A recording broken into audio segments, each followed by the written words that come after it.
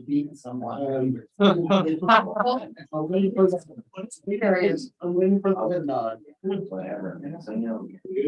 Go ahead and call this meeting to order, the joint city council meeting and planning commission meeting. It is 4:05 p.m. I'm gonna go ahead and turn it over to our city planner, Jacob Gregson.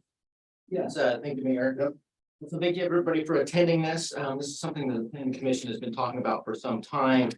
And anticipate this being the last ad hoc meeting. We're hoping to have regularly scheduled quarterly meeting for 2023 and beyond. In fact, we'll talk about that a little bit later in the agenda, but not too much later. So we wanted to start off with some meeting basics because we have a lot of people here. So the planning commission is an advisory committee to the city council, although it can make its own decisions. And because of that, the mayor, it's appropriate for him to be the presiding officer to lead the meeting. I don't think anybody would argue with that. There's a lot of folks here with the planning commission and city council, a lot of opinions and a lot of things that are probably wanted to be stated. So it's important to respect everybody's time. If we had everybody here around 15 folks, if one item, everybody took 2 minutes, that's half hour. So just please be aware of timeliness so we can have an efficient meeting and get through everything. And the meeting's not really intended for decisions, it's intended for dialogue. Of course, the council makes their decisions at the regular session and the council, or excuse me, planning commission at the normal meetings. Well, that's all the boring meeting stuff. Any questions or comments on that? Great. So this is a time of change, and it's not that often that we have long-standing councilors and planning commissioners, excuse me, riding off to the sunset with 15 or more years of experience. And we have a changeover of 2 councilors, 2 planning commissioners. One of those councilors is Steve Topaz. He's been here for one term. Doug Morton, who is not here, at least currently, he's been here a long time, and so that's a big change. And then our planning commissioners, they've been here for longer than I have, and I hit my 15-year mark this summer. So we wanted to take this opportunity to give our appreciation for their service and suffering through endless meetings, endless torturous meetings, and sometimes which you know, had a lot of debate and emotion. And so even though Audrey will be mad at me, we do have plaques for you to honor your time. I said to donate the money to the food bank. And they wouldn't let me. Here, come up over here and bring them around and we'll get our pictures. You have had a long history with them. 16 years, both of you, No, right? I have 20. You have 20. 19. 19? Well, it started January of, Okay. so. It's not 03 yet. Wow. It's 20. It's 20. What are you gonna call it? Round up. It is 20. How many mayors? How many mayors? Two. Just the 2. Yeah, just 2. Yeah, Peterson was 14 on 6 now. Yeah. Both of them served pretty long time. Interestingly, they've had more Peterson planners than started. mayors. Like, It's just Yeah, it's really something. But who wants to go first? Let's do Audrey first. Get the old lady out. We're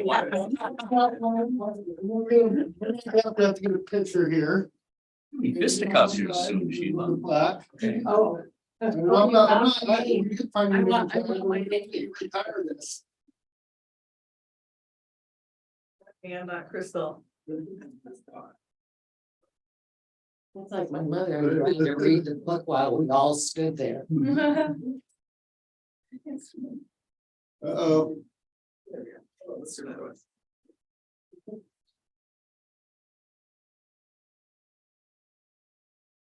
Okay, Let's give this to Audrey and then we're gonna get Sheila up here and then we're gonna ask some questions, What do you yes. think? Sheila, this one, I wanna see if Sheila. 19.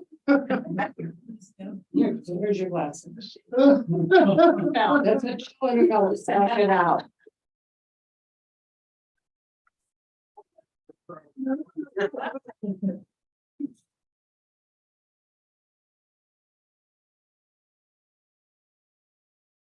All right, Thank yes, congratulations.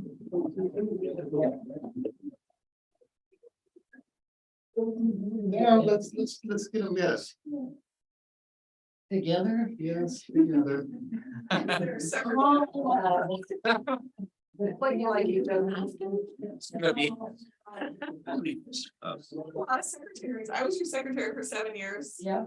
In Crystal. And So never Kathy though. Kathy started. Kathy might have been Audrey's. I think Kathy was there and then you came. Yeah. Yeah, we've done through. Kathy was still there when I. Yeah.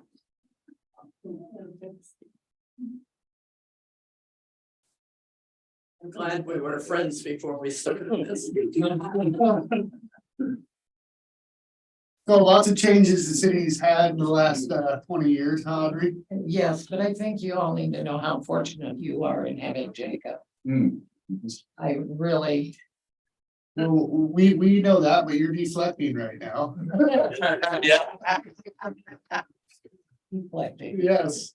And you've been a key role in a lot of that decision making.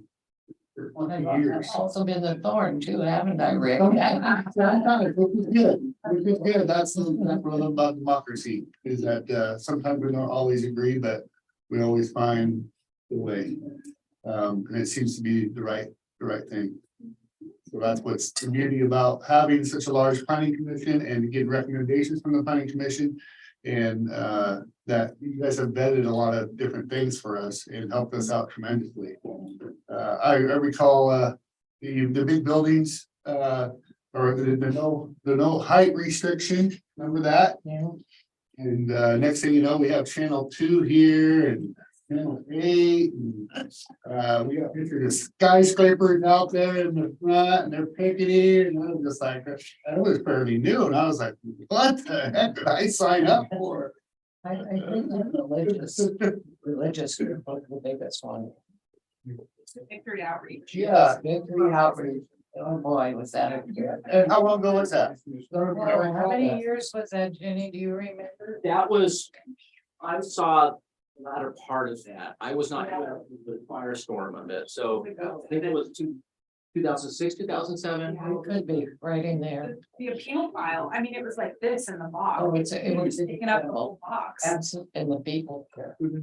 I, So then I know also Jacob's Bluff was not controversial, but it was because the developer wanted to go, if you're not familiar with it, it's on, will be 12th, 11th and 10th. And the developer wanted to go down what we call 12th and goes into 11th. We call it Jackass Canyon because Jackass Joe is there and that's why I got his name. And then he wanted to go 7 feet below the lowest grade there. That big rock bluff and you look up there. And he actually redrew that up and came back and was gonna actually go back to battle with us. And he sat down with myself, Jacob and John Walsh and he said, you know, I'm not letting this thing go. I'll be drawing it up and I'll stay away from those wetlands. And we're like, can't you go down just 20 feet, you know, or maybe 30 feet, why 7 feet low? And he goes, well, I'll tell you what, or you can buy it from. And we had about $200,000 because it was such a long process and it went to the appeals. right. That we ended up buying that property. So that's the reason we bought the Jacob's Bluff. Name God is your last. Named after you. Dynamite within the city and all Yes. kinds of stuff is going on. Right. That was huge. Right after that. And then my, somewhere else in the city, closer to you, I think. Oh, yeah. And change formations to the point where the water different directions and put it out.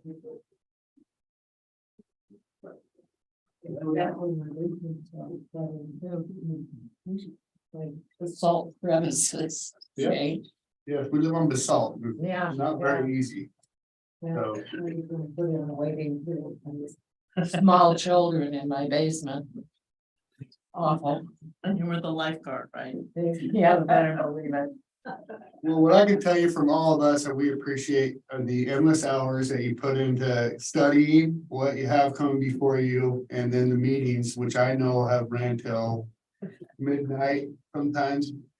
One went to 1 o'clock, so thank you both, okay? Thank you. Round of applause. Thank you. I'd like more people would step up and be civic minded, and it seems to be something that's being lost nowadays, and Skip Baker caught me in Utah. yeah.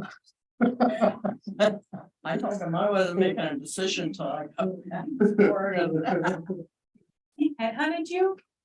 Skip had. Yeah, what do you?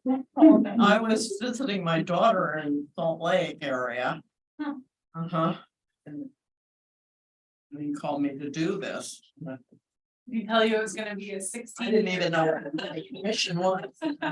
I thought it was 2 10-year terms. You don't know what you signed on for.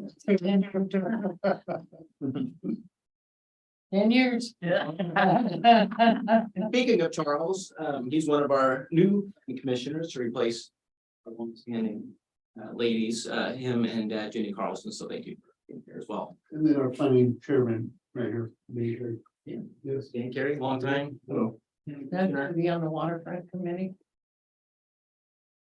All You all saw that. He said yes. Did you see that? He said yes. Waterfront committee. Yeah. I guess if we're referencing our planning commissioners, Jennifer Buzzey is here as well. Yep. By myself. And Steve. Yeah. Never's got power. You were wondering. Staying away from. I took a COVID test this morning, so I'm fine.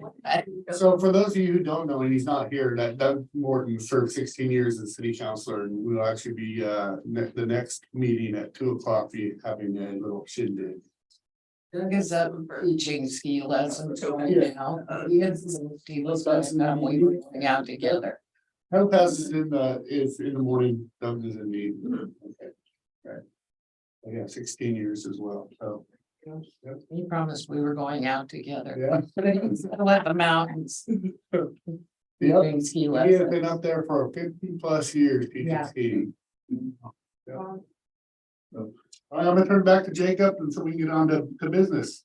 Okay, so there's been a desire to have these quarterly meetings as a regular item. And Kathy needs to know when to put these on the annual or the next year's meeting agenda. It makes sense. You know, this is the second Wednesday of December. To continue that trend quarterly, so it would be March, June, September, and December.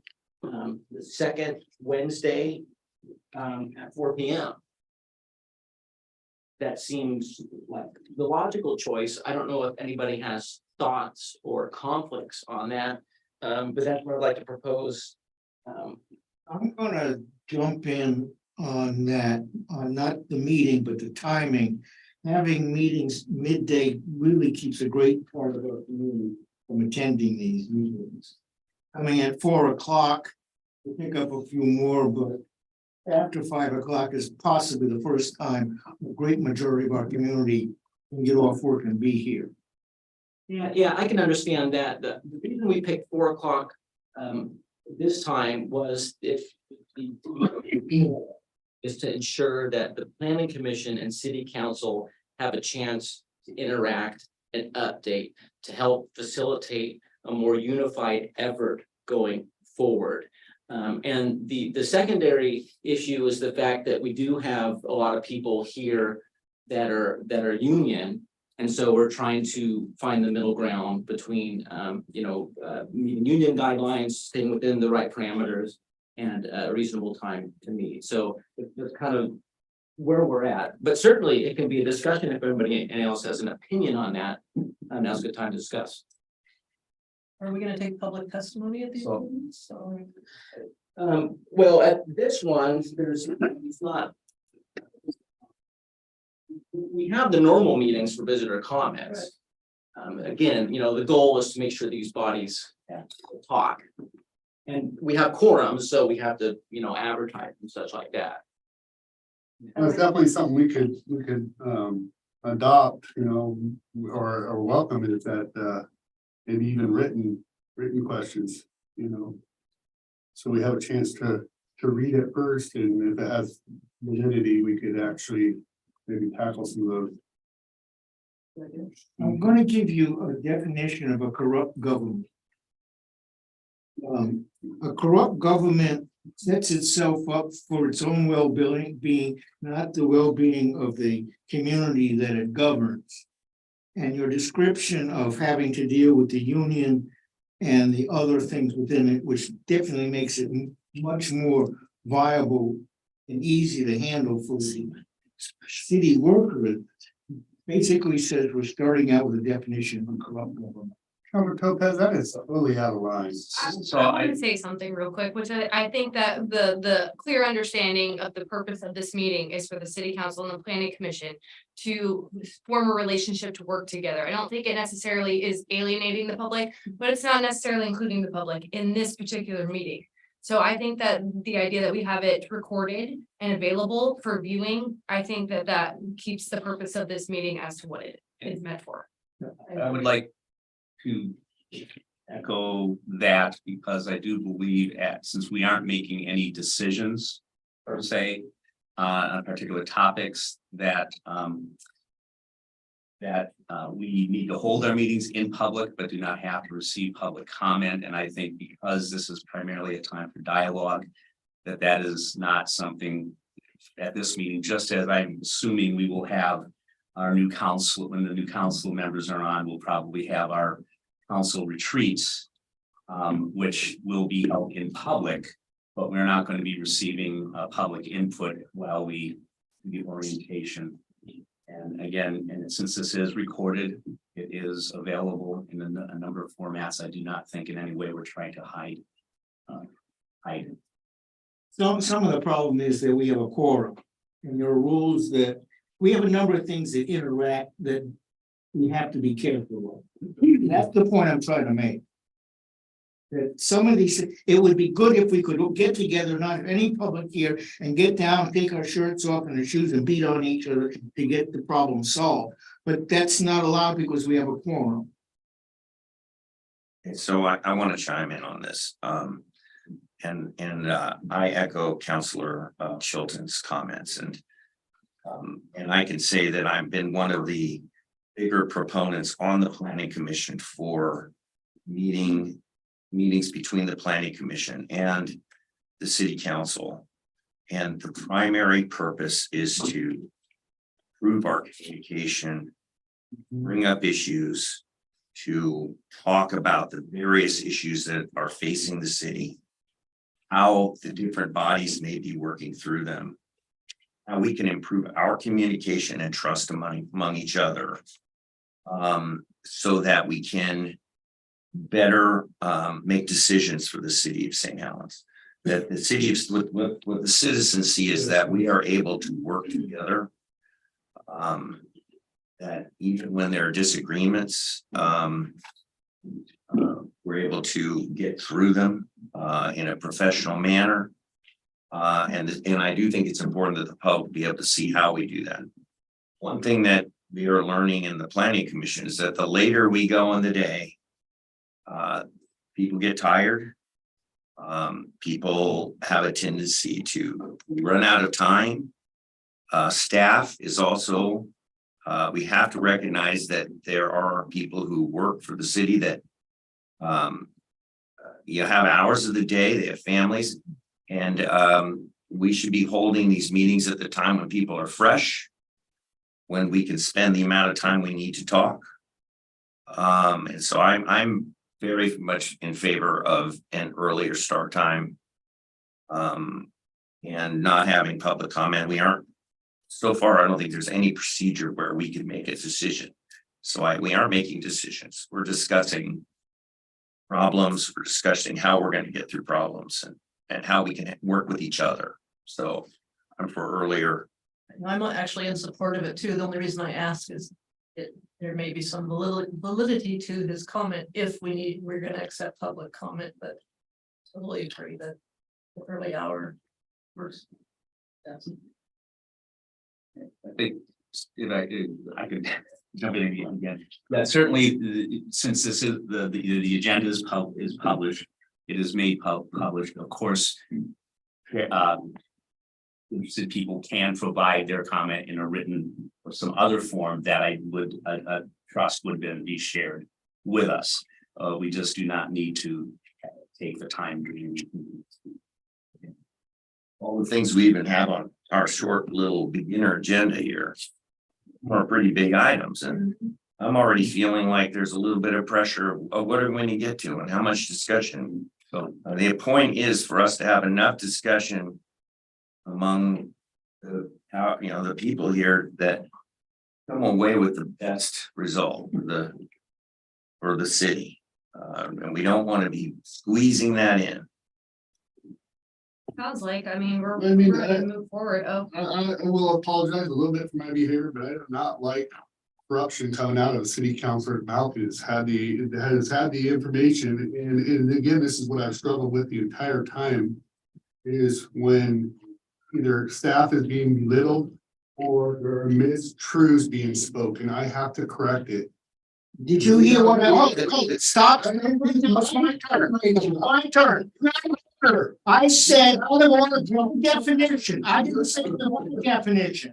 Order. I said definition, comment and not definition. Point of order, Court Council Topaz. Point of order, You can leave. I object. It's So a, Topaz, you can leave or you can allow me to have my time. I being Mr. Topaz, he said we. point of order. Either leave or allow me to have my time. Thank you very much. And please allow me to have my time. So what I was following up with is that when you accuse the staff of being corrupt or the city council or the planning commission of being corrupt, what we do is we serve the citizens to the best of our ability. That's why we signed up for this. And we don't get a lot of pay for this, especially the planning commission, and we're here because we want to help the citizens. We have the citizens' best interest in mind, even these staff. And you call us corrupt, for that word to even come out of your mouth, you've been here for 4 years and you know. But you have this thing inside of your head that I just don't understand where it comes from because you've done this the entire 4 years. May I speak now? You may. I A minute. My comment was, one definition of corruption is, and that was given by a professor of philosophy, political science. And it points out how one describes what corruption is, and you just said Topaz said that. You didn't mention that Topaz gave somebody's definition. You said Topaz said the city was corrupt. Topaz did not say that. And you called me out of order for giving a definition from somebody else. I know you will Reference somebody else. You used as your reference and it's recorded. You can rewatch it. You said, let me tell you the definition. That's correct. That's exactly what I said. I didn't say I said you. All right, okay, enough. But by the way, The question at hand is, and this is going on, this is just about dates, and we do have a lengthy agenda, but dates and times. Is everybody okay with, it sounds like March, June, September, and December? Second Wednesday, at 4 o'clock. I hear consensus agreement, so I think we have the information that we need on that. June, can you say that again? Jacob, what's the biggest hit as far as when the planning commission really gets the hard work? Is it scattered evenly through the year or there are peaks and valleys? There's generally peaks and valleys. Yeah. Spring and summer usually are June people want to get their project over. So when would the best time for a meeting like this to help you? Well, that's, I mean. It's impossible. What the value of having it on the second. Week. Sometimes we get weeks without public hearings at all. Usually those are at the end of the month. And those are very valuable for us. They're like, oh, great, we don't have a public hearing week. This is a good time to help get caught up. And that's why, we kind of favor the second month because it helps retain some of those weeks that don't have any meetings at all. And in fact, a lot of these dates fall right after the planning commission meeting, which I think is efficient as part of the planning commission's discussion. And then as far as staff, it's already interrupted from a night meeting. And so it keeps it cool in that regard. Now, the March meeting would not be. Yeah, there's some who want to make that, but I believe 3 out of 4 do. So yeah, we thought about that and considered the dates. Okay, good. So we got that. And then the other question is, and I think I know the mayor's answer on this one. If we want food at every meeting, of course, this, it's a matter of council budget. But would you like to have food at every meeting or just in December for the holidays or something like that? Something like, Sure, you do like that. something like, We do food at 3:30, then we break bread, there's a little mixer, and then we get right down to business at 4. Are you saying you want alcohol? Okay, that's too far. Or maybe at the pub. recognize the Yeah, yeah. That'd be- and you could, maybe I'm Kat, Lisa, could you introduce the, Sure. yeah. The, Sorry, yeah. the catering team tonight is St. Helens High School Lions. That's Haley and this is, I'm Kiara. Wow. Thank you, guys. That's great. And we'd like to go back. I think there's plenty for seconds. Yeah, there's could be enough for a second. We'll start cleaning up pretty soon and then I'll go away. So be sure you eat. Yeah. Also, to not make more trash, it'd be more appreciated if you reused your plates if you're getting seconds. Ooh, I already got mine. No seconds for you. Here you go. Hands play. Two sides to it. How does everybody feel about this pre-meeting proposal? Food, just mixer, talk, chat, visit, and then boom. And 4 o'clock, we get down to business. Yes, people. I don't know if we can raise our hand or not, or if we're supposed to, but she'd like to say something. If you guys are done with the plates, we can also come around and grab them for you too, so you don't have to get up and throw them away. Thank you. Thank you. I thought you were gonna say there's a problem with 3:30. We'll see how that is. I thought you were gonna say tips were accepted. Maybe, if you want to get those tips, you can. Okay, cool, great. So we got that stuff over with. So this is kind of the boring part. Jenny and I are just gonna fly through the planning department task list. And the intent is not really to elicit discussions because we'd be here all night, but just, if we do this every time, it creates some familiarity, because with all the departments and all the things going on, you're just blasted with information.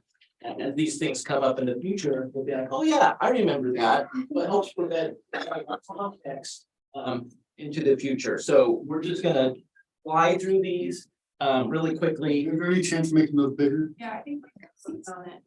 It's probably with my mouse. And Christina.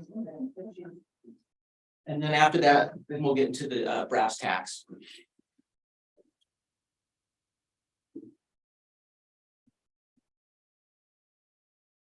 Well, okay, cool. So the 2 things at the top, planning is just basically a term where we review all the permits, everything from a new department store, new subdivision, new shed. That can take a considerable amount of time, especially in the last 4 or 5 years. It's been pretty crazy. Customer service, that has everything to do with citizens. They call, I want to build a shed. What are the setbacks in this zone? And there's also agencies. For example, recently, I I got some information from the assessor. They're working with Columbia 911 to fix some address problems. Of course, addressing is one of the things that we do as well. The third item up there is proactive planning commission item, House Bill 3115. That doesn't mean much, introduction, because we're going to talk about that very soon. Mercury TMDL code amendments. This is something that DEQ is requiring of the city. It has to do with mercury reaching the Columbia River. There's all these things that we have to do, and we're partnering with engineering to amend our code in compliance with what DEQ wants. Records retention, implementation, and organization, basically our files. That's a kind of a daily thing, not too exciting, but necessary nonetheless. House Bill 4064.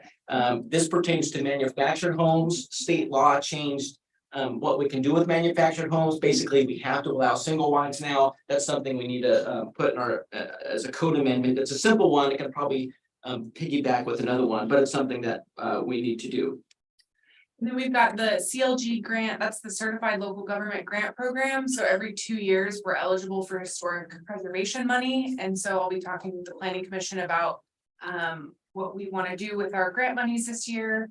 The next one is the ODOT Community Paths Grant Program. So this is a program we've applied for in the past and been unsuccessful with, but they've capitalized the program with almost double the funding this year. And so we're optimistic that we can get money for a trail study from here to Scappoose. So an off-street trail that you wouldn't have to take Highway 30 if you wanted to bike between the two cities. So that grant program closes January 31st. And so that's in the next few months. The CLG grant program closes February 24th. So these are both winter items.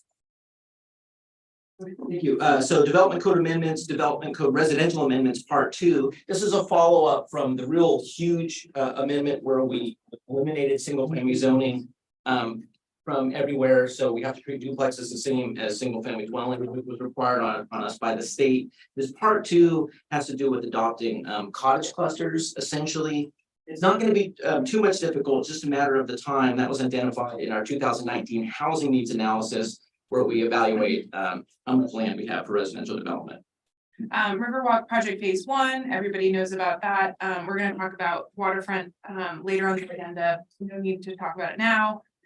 Columbia Boulevard sidewalks from Gable to Sykes. This is a Safe Routes to School grant, also from ODOT. That's one where we're assisting the engineering department.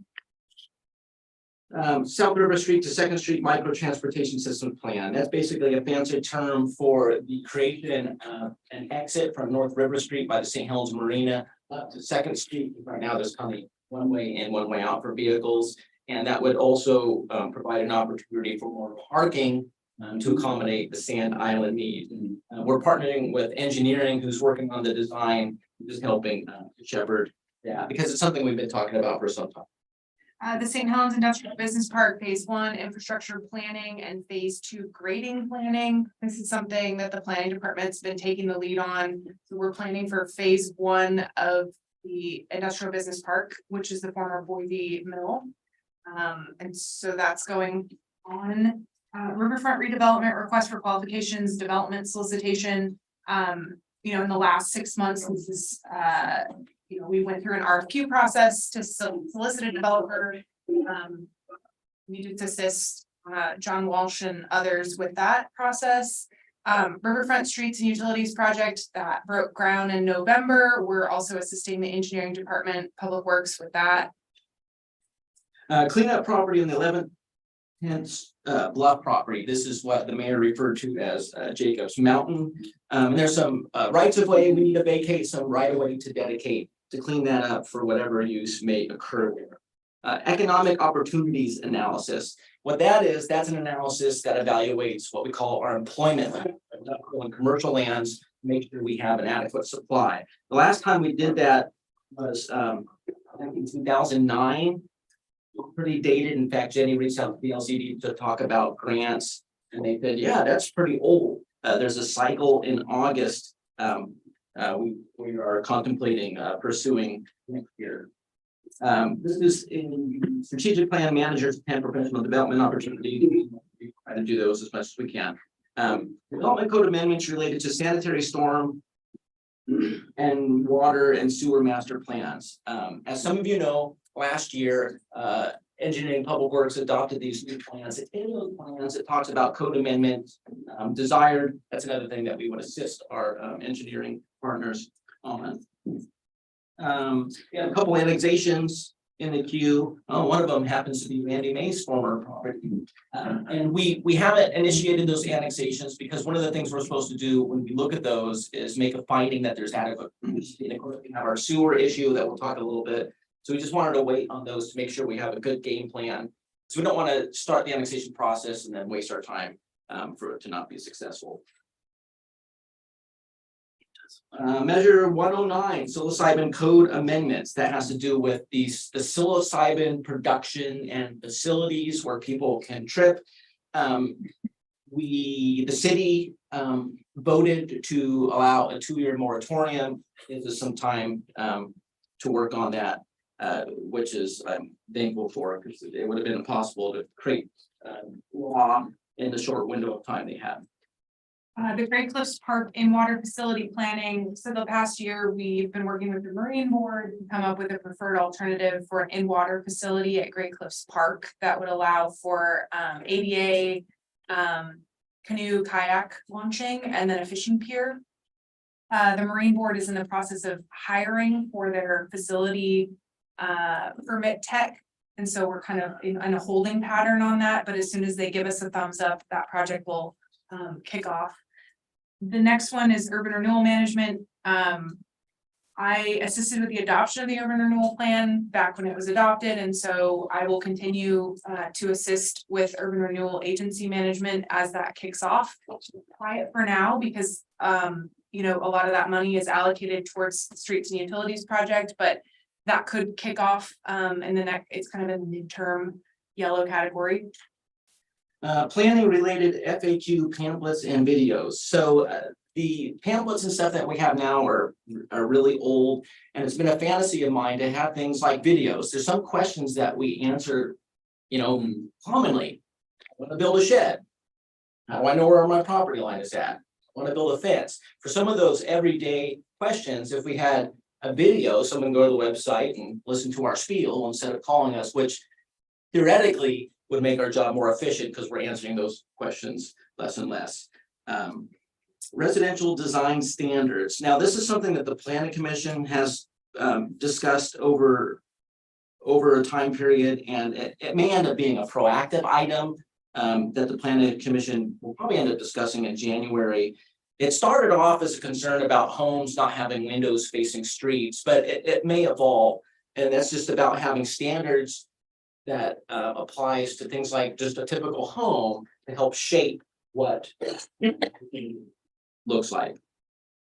Right of way, street vacation policy. We actually talked about this last night with the Planning Commission a little bit.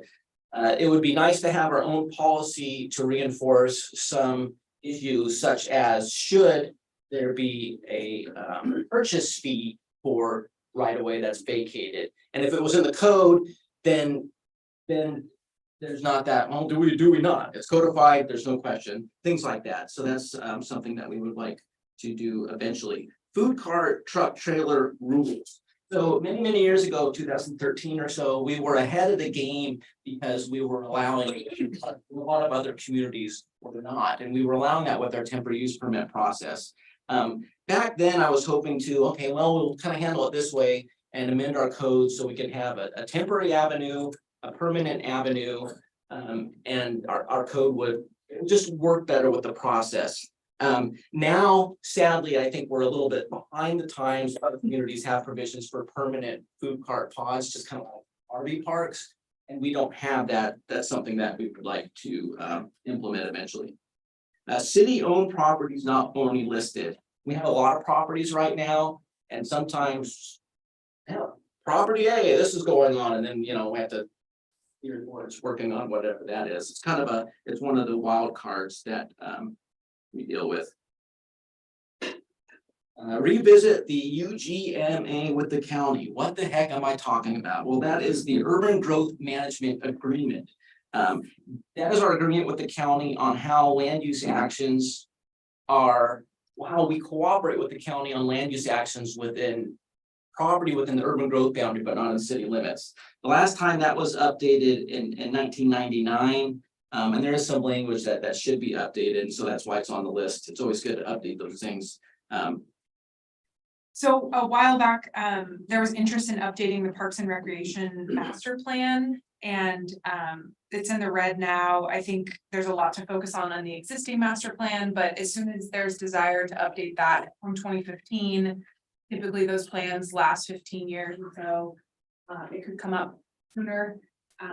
We would hit for that. Update city charter for no vote annexation. So our charter says any annexation is supposed to go to the voters. State law changed that and said for normal annexations, and ours are almost always the normal ones, we can't put it to the voters. And so we don't have that, but we'd like to change our charter because right now the charter conflicts with that just to clean it up. It's kind of a lot of busy work, but one of those things that should be done.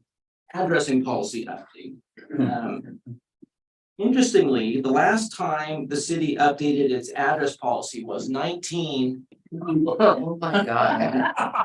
Old, old. And then the county has one from 1980. We use the cities and the counties, and I've learned a lot administering addresses over the years, and this is something that I would like to do at the very least before I retire. I don't know what the heck I was doing, and then there's a consistent pattern of applying addresses. So that's why that's on the list. Housing production strategy. So housing production strategy is something that we haven't done. This is something that the state is requiring of cities. And this is something that we are mandated to do in 2027. That's when it's scheduled. And that is basically what's our plan to help with housing production. We also have a housing needs and housing inventory that's due that same year. Locally significant wetland updates. This is something that council's talked about where we look at our buffer rules for wetlands and whether or not those should be reduced or reconsidered. That we would definitely need some environmental professional help on that, but it's something that council has discussed, so we have it on the list. Flood code amendments related to BIOP, the Endangered Species Act. So we did a pretty significant update to our flood regulations a couple years ago. But one thing that's been happening behind the scenes that relates to a lawsuit up in the Puget Sound over orca and salmon, and that is that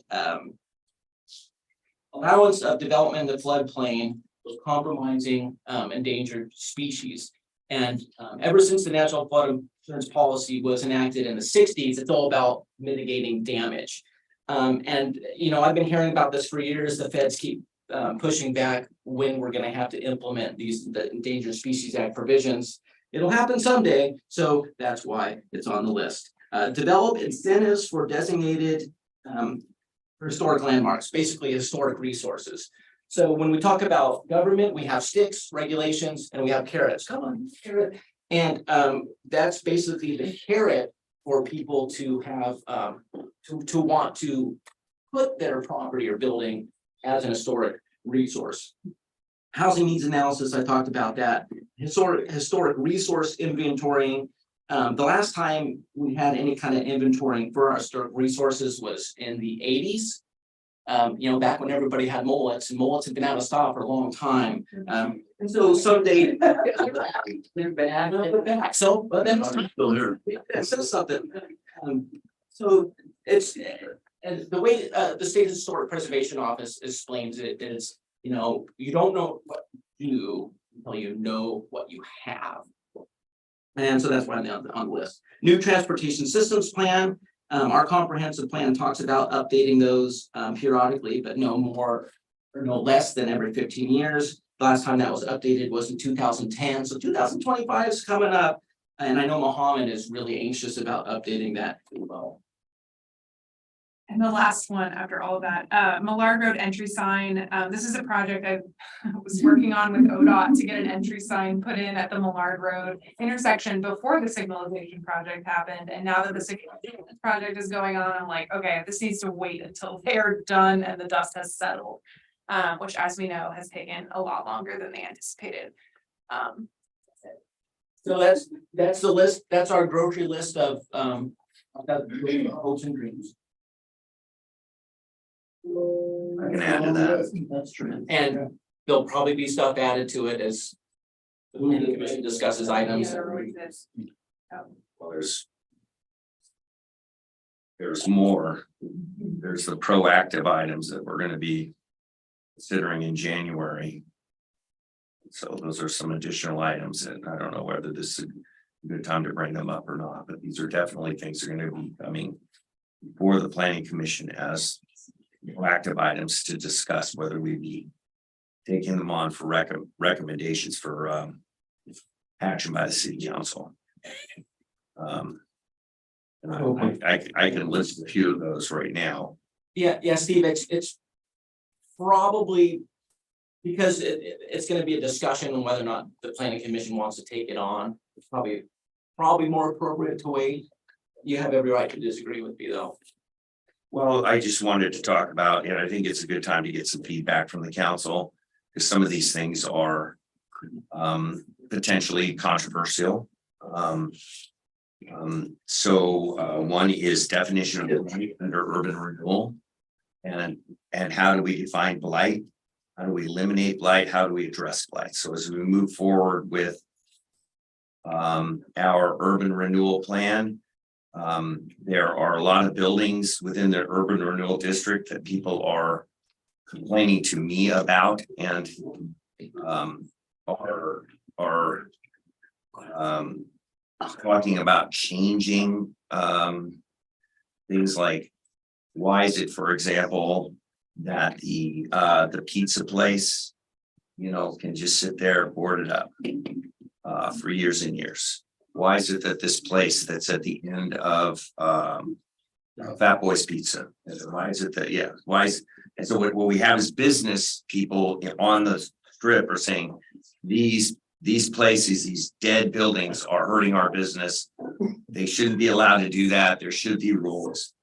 And so, part of urban renewal is to inject robustness into the economy. And for example, the older building that's at the end of, I think it used to be Grace's Antiques.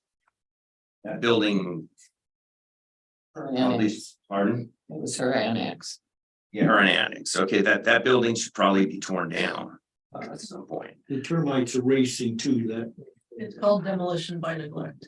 Well, whatever it is, the question is at some point, at some point, should the city be utilizing a tool called blight as a proactive matter to essentially change the landscape? We're trying to make things nicer, we're putting millions of dollars into our city, and you're holding us back by not doing something. So that's just one of the things. And there's we're talking about one of the items of whether the planning commission may or may not agree to take that on. Prioritization of percentages of owned versus rented areas of the waterfront. And this kind of dovetails into the thought about housing production. And what are we doing with housing production, and how do we promote economic vitality in the city with housing production? What are the benefits of housing productions and priorities of housing production?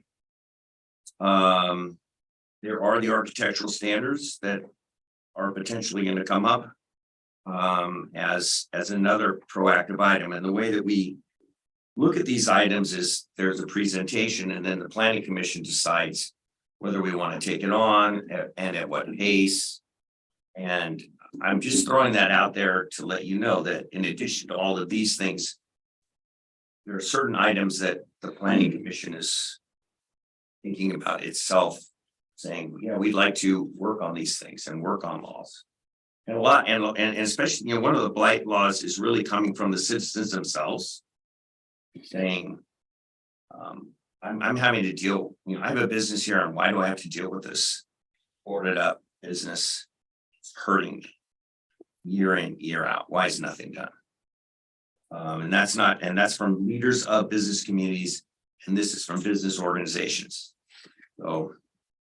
I just have to say that these are Steve's suggestions Right. for taking up. They're not things we've discussed in planning commission that we're bringing to you to write about. I don't- Potential, in fact, none of them may go because we have to vote. We have a process that eliminate things that we're not gonna take on. Those that we take on that. We're about. But this is a good place to get ideas for that. I think this list here is a great place for ideas to start to help the planners instead of adding to it. That's my opinion. Yeah, and so this list, we actually get updated quite a bit from Jacob, and when we go to review our council goals, we'll actually be looking at this list, and sometimes we'll say, well, that one on the bottom is really just popped up, bring that up to the green. Let's get that going. So that's the way this breaks down too, of course. It's supposed to be green, yellow, red. No,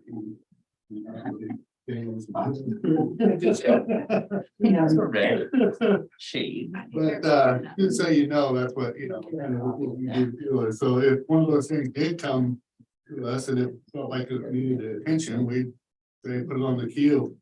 They'd say, we're at. We'd say, right there, right there. That's a top priority. Yeah, yeah. Why in the heck is this a top priority? And we'd like to help you, not necessarily need more work, but like to help. Well, as things get passed on from like the governor's office, Yeah. they put on that part. It's Yeah. very nice of them, Yeah. There comes a question going back to properties, I don't like what you're doing. What happens if they're doing something else, what they started out as, we'll say, problem A, business A, but now it's doing business C. But they still have the venereal problem, or business A. And you think the planning commission ought to say, no, the veneer out front is gonna match the business inside? I don't think we're anywhere near that kind of decision making. It's more of, right now, we're at the point of, should we take on looking at what blight is, how to put together laws that would define blight so that we can move forward with eliminating blight, which is part of the urban renewal process. Part of the urban renewal process is the elimination of blight. And you were going to spend millions of dollars improving areas, and there are going to be folks that are going to hang around with some properties that are pretty dilapidated, potentially say, hey, I've got this great property. By the time they finish spending $20 million around me, my property is going to be for so much money. But in the meantime, really, your property that's sitting there is holding everybody else back. Everything else is looking better. But your property is holding back the business next door that's already putting money in and trying to be part of it. So these are just discussion points. So that's just an idea. We haven't even decided whether we're going to do it or not. But to say that we drilled down to it on the point of whether the facade should be changed to something or not even begun to think about that kind of. Well, while you guys are talking about that, I think we're really lucky to have Jennifer, to give that historical perspective and what that could mean for that, because that was my first thought was, that could be a problem for the changes, so. Sure. You guys could. Jennifer's a real asset. The other thing, I like your definition better than blight. It's more understandable. Common in the preservation community that somebody doesn't want to necessarily abide by the standards of the historic district. They purposely Go. do something to the building and then let it go so that it's beyond care. In my opinion, that's what's happened down in Crazy Santa. Right. So There's also some examples where here's this old house and the big department store wanted to buy the block out. And now the department store is a C and the old house is still there. There's all kinds of weird law to jump in on some of it. And I think getting in on the front end of that where. You know, how I see people hanging on to dilapidated properties. Is that as the properties become more valuable, it becomes more costly for people to develop them. And so. I think that I'm talking about others. And so I think we need to try to move forward with our urban development and encourage investment at the earliest possible opportunity. And identify properties that people traditionally have been putting their money into and saying, you know what, if you're not willing to move forward with this property consistently with our urban renewal plan, there's going to be a consequence, a financial consequence. And I don't know what those are. These are discussion points. And this is something that I think Jenny Dimshow can help us with, because Jenny is really spearheading this urban renewal thing. And the idea of urban renewal is that we have renewal. And so people saying, I'm just gonna hang on to this thing is not helping. I don't think it should just be about the renewal. I think light is light. I mean, it's not. And I appreciate the historic, but for example, the waterbed store. Used to be the waterbed store. You see it right from the stoplight, and I've seen that problem in that cinder block for years. You'll notice it now that I said something. From the stoplight at Eaton Tires, you can see it. I've always been a very blighted area. That's not historic. It's not. But I think it's reflects on our city. People come down who haven't been here before. And that we should have a definition of blight. Or not even just the urban renewal, but just or to adopt or on that. It's one thing we're gonna, who knows, maybe in January we'll decide to take it on, but maybe we won't, in which case we'll let you know. And then There's some sense of urgency for the architectural standards, because what good is it gonna do for 10 years down the road and all of our infill building? It's built and there's nothing to. Right. Standards for. Another example is, so just so everybody knows that Dan Hatfield told me he's gonna build condos there on 6th Street where the car wash was. And he's gonna put 8 of them there. And he had to do it. He said that he couldn't get a parking there, and so right now, they actually brought him in and talked him into not doing that, and go with the commercial building with some living above, because it continues the business district. And those condos are just instant blight. He built 2 of them up here on 2nd Street, and you'll see what would be 8 of them sitting there.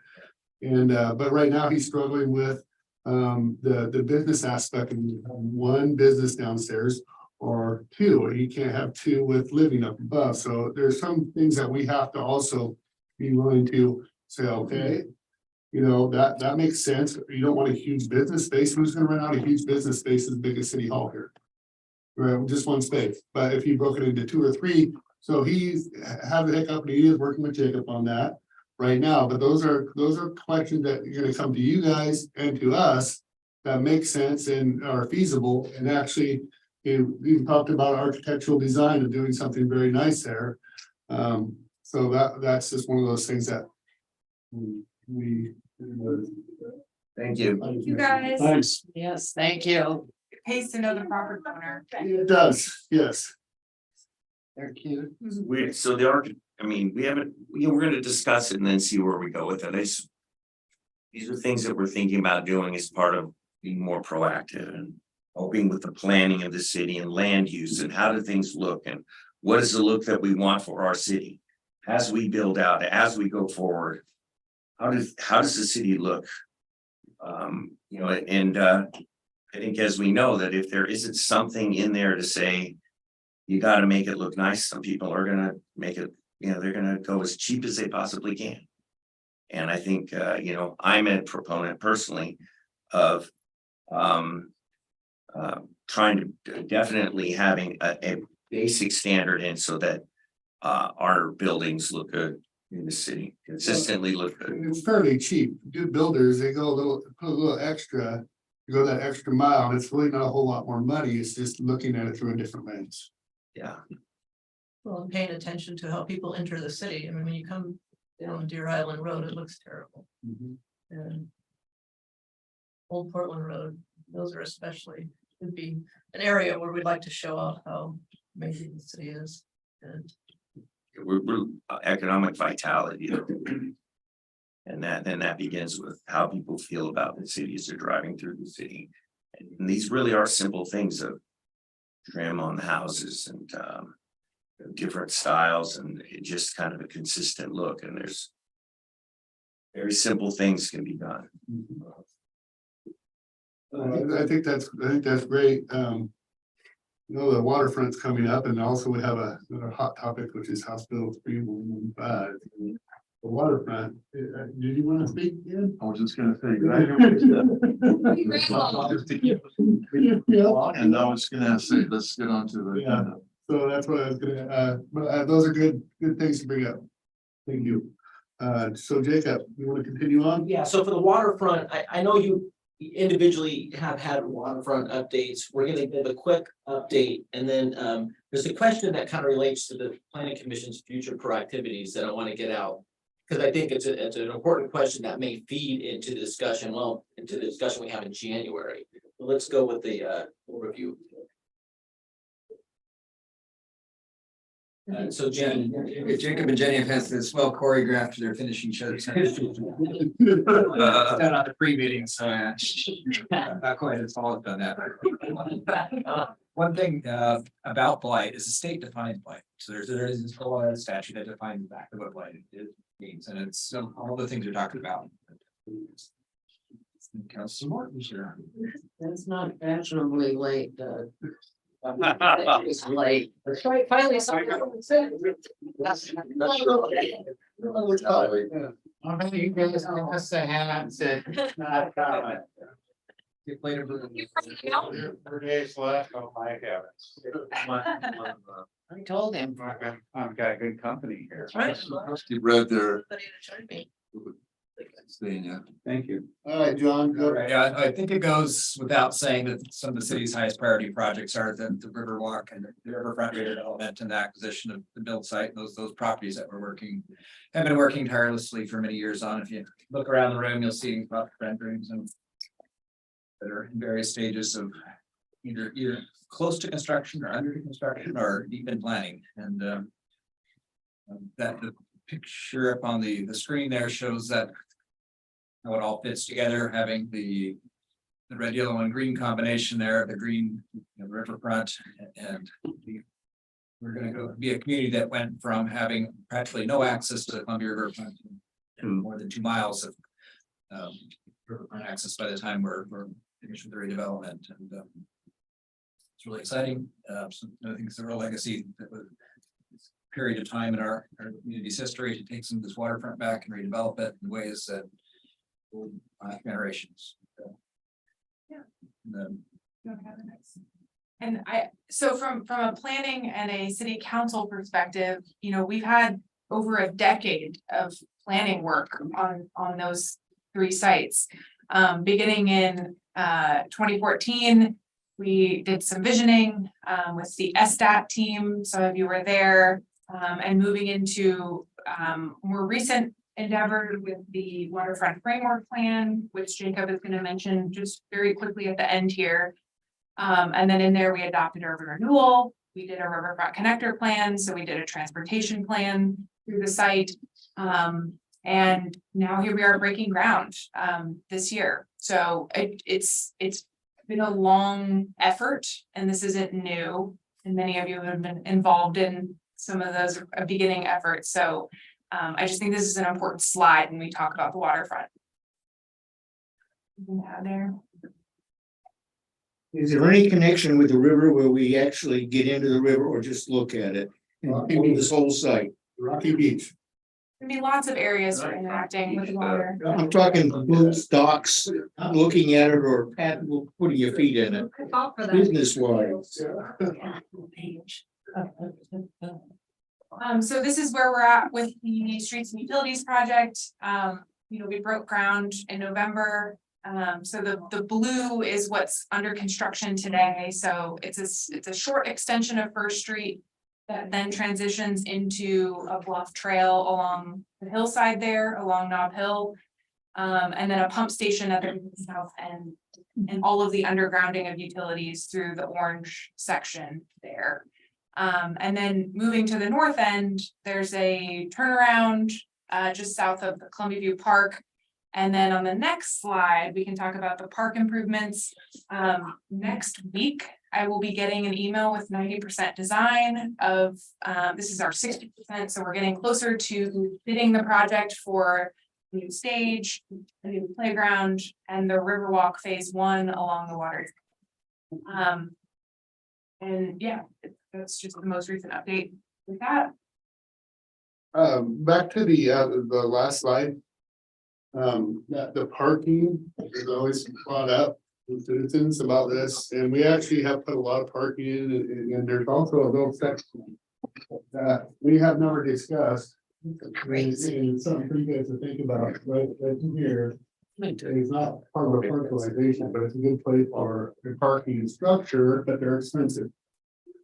Very, very expensive, but it's a great place. It's where we had the goats. You remember when we brought the goats in from downtown?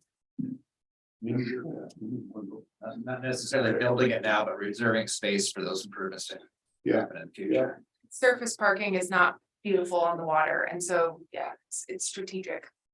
And we traditionally, is there a sweet spot where cities can make money from city parking structures? I'd like to think that they can I don't think so. build reasonably, and then what, you have to charge $50 parking, $20 parking, $10 parking. I mean, there is a number there, and they can be income generators. Yeah, at some point, we're gonna have, we'll be, with all of the development, we'll be pushed into doing a parking management strategy, and how we're gonna manage parking. Regulate. River Place in Portland started with no parking and ended up. It's next, their main drag in, the turnaround is. Right across from McCormick and Schmidt, they put in public parking under, was it Stanford's? That's To begin with the rest a lot of of it. it. There's been a whole bunch about there, but yeah. No, I mean, yeah, well, it's been a whole bunch, but I thought it started as a Stanford. But they put in public parking that you pay. There are consulting firms that's all they do is downtown parking management strategies, and there's entire professions built on how you manage parking downtown. Wow. So, yeah, I mean, you go to planning conferences and there's just sessions on parking, and they just nerd out about parking regulations and how much to charge for parking, and until they have apps for it that you can real time adjust the prices of parking based on the number of people and what time of day. I mean, it can get incredibly complicated fast. So we will need the study. And be able to- And it's interesting that every downtown I go to, little or big, has parking issues. Yeah, At some level, it's a good problem to have. Jenny, we're gonna see the 90%? yeah, oh, yeah. I figured that is coming up, but I I'm just wanted, excited. I just wanted to With bring the that up. holidays, it's tricky, so it'll probably be the new year, but I just want to bring that up because that's a hot topic about parking, is always a hot topic down here.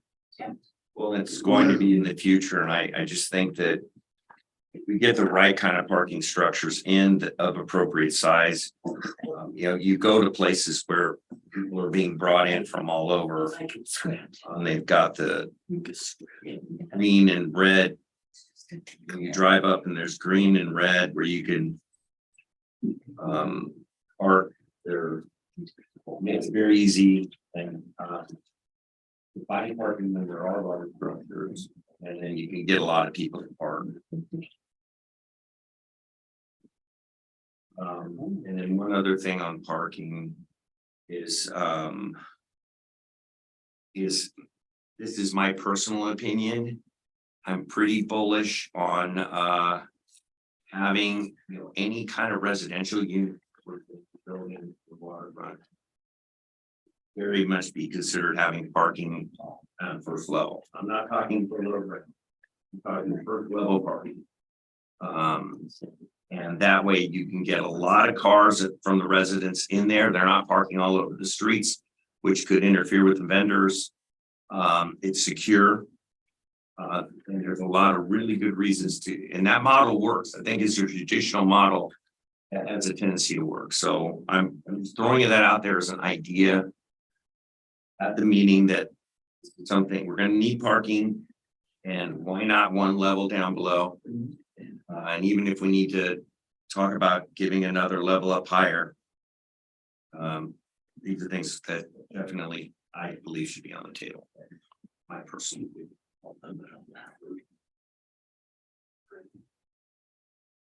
Great, and this is for Jacob to tackle? Yeah, so. Veneer property that, that old name. It's probably the most planned property in the city. There's a 10-year effort. We have our zoning, but then we also have the framework plan, which is starting to be implemented. And, zoning isn't always easy. And determining regulations isn't always easy. And, we didn't coordinate with the mayor on this, but he happened to bring up the famous meeting where this protest sign came from. No skyscrapers, no skyscrapers. Keep that, Jacob? You did. This was an epic meeting. It was an epic meeting. It's the smallest sign. Yeah. And it's the one that was left behind. So the height was a major issue. Originally, we're proposing not having a number, letting construction technology result in the limit. People weren't going for that. People want their views, and that's no surprise. People's views are very important to them. So there is a sensitivity to height that we certainly can't forget. So we have the framework plan that helps guide things. We have other plans, utility plans, transportation plans. We have our zoning. We know several things, including maintaining public access and public space along the river. And this is a question that's forecasting one of the proactive discussions that the Planning Commission will have in January that I thought was going to be an important discussion at this time. So it's a question of how receptive would the council be to more refined recommendations beyond zoning, such as, this block should have, this many houses, this kind of store. So getting very acute in the recommendations. This is going to be a discussion with the Planning Commission, and this is something that if the Planning Commission, decides to kind of chew on, it's going to require synchronization with the council, because you gotta buy off on it. And it's a question of, do you get that specific, which a developer may or may not agree with? And then if you work on that, does that create, people who are kind of pissed off, well, they didn't advance my plan. And so I thought it was a good time to kind of talk about how detailed would the council be receptive for that kind of thing.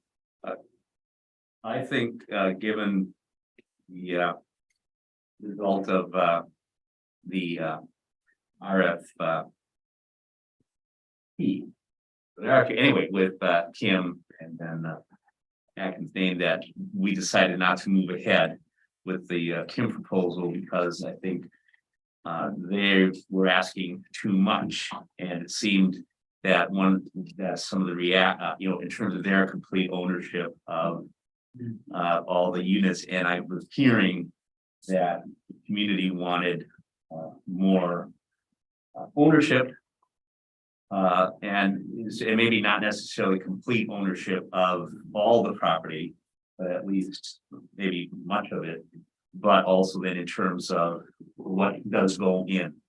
So my sense coming out of that is that as perhaps the council and commission, we do want to take a more directive approach to what we might like to have in there, and have rather than just ask developers, come to us and tell us what your dreams are, that we want to be more directed.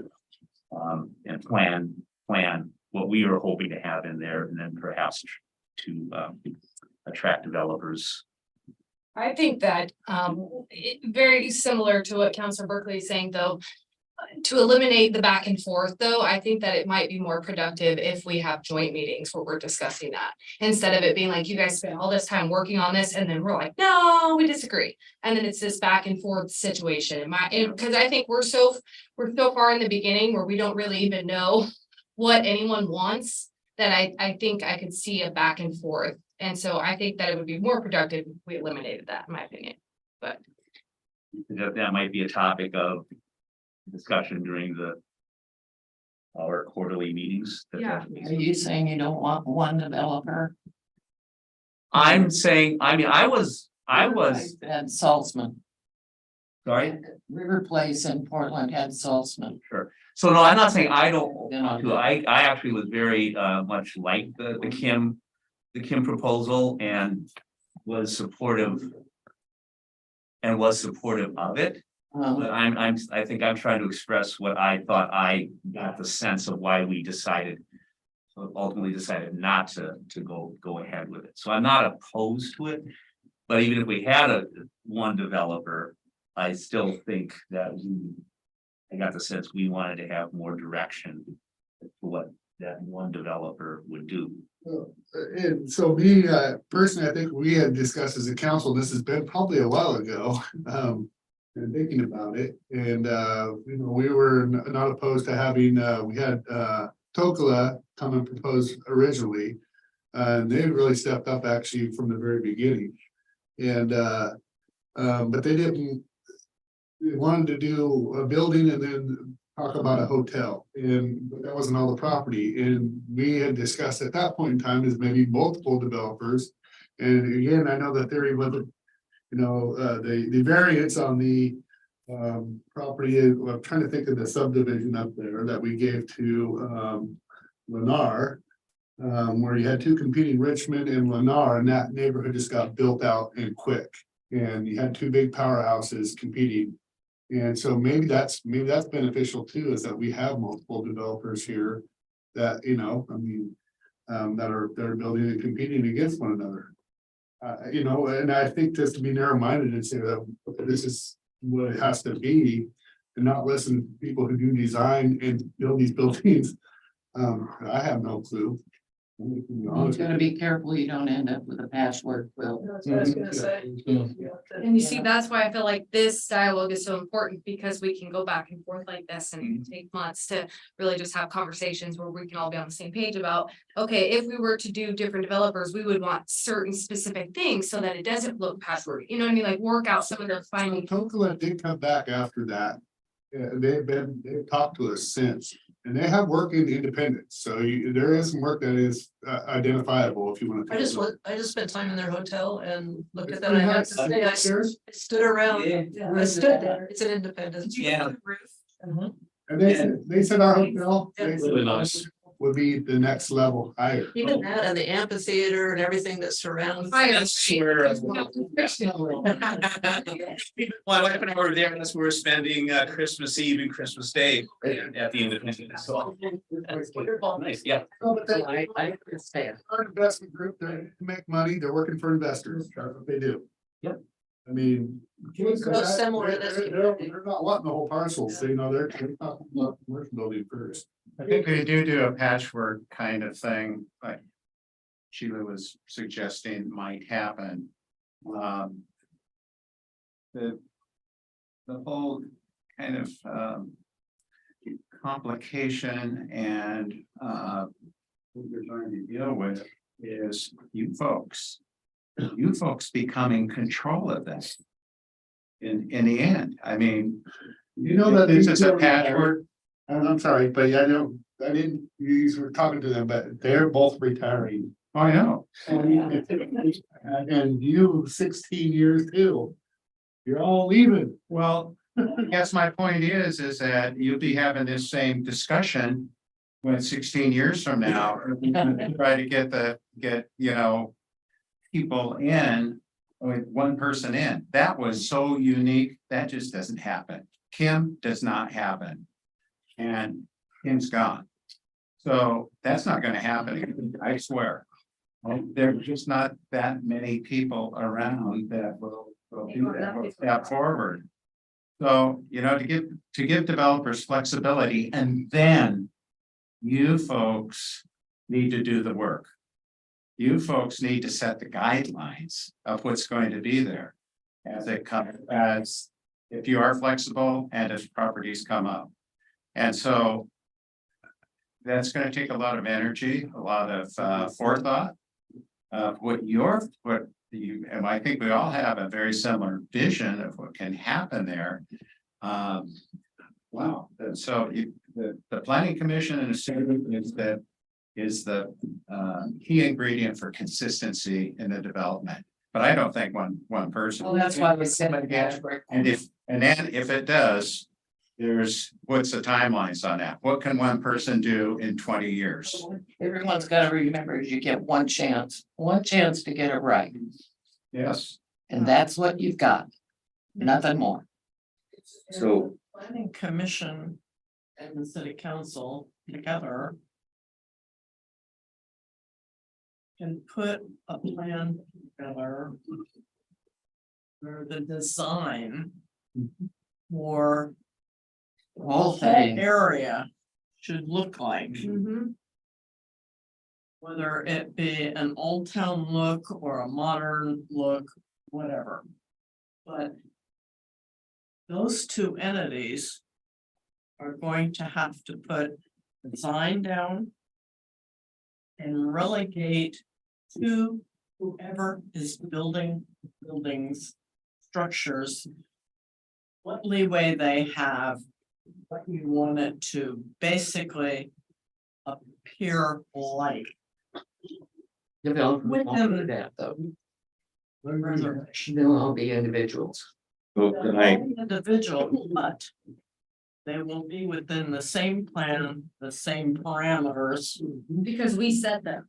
and city council That's what I'm saying. planning commission has to do the work. You got one at. Prior My point. and during.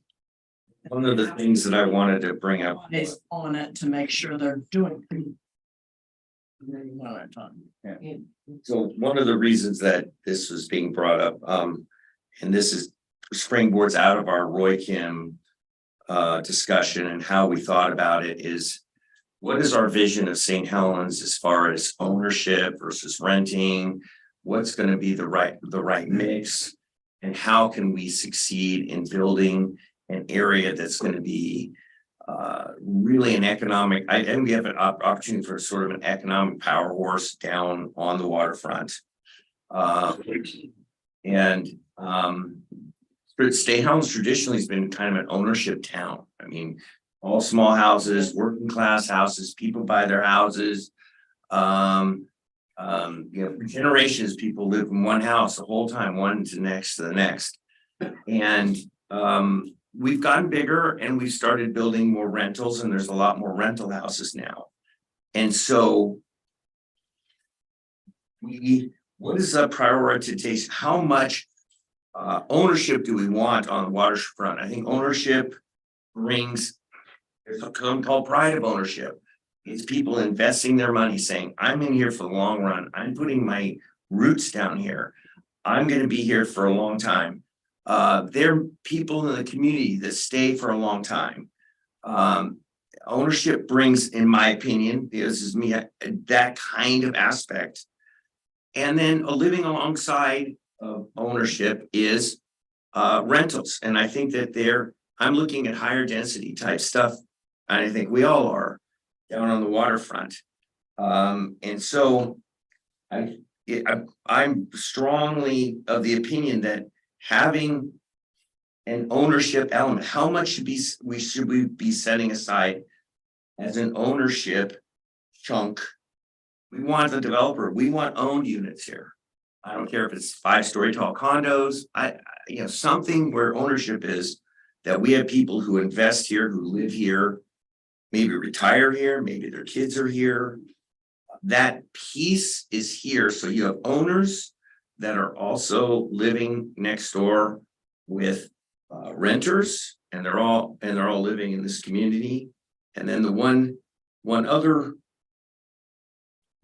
thing that I'm thinking about the ownership is that we have this new economy of the internet and the untethered workers, where you have millions of people that can live anywhere. And they're looking for places like St. Helens, where things are a little quieter, a little slower pace, they can live by the water. And so I think there is a market. And then these are my opinions. This is why I wanted to throw it out there for exploration. And then as far as consistency, that's where our architectural standards come in. What do we want it to look like?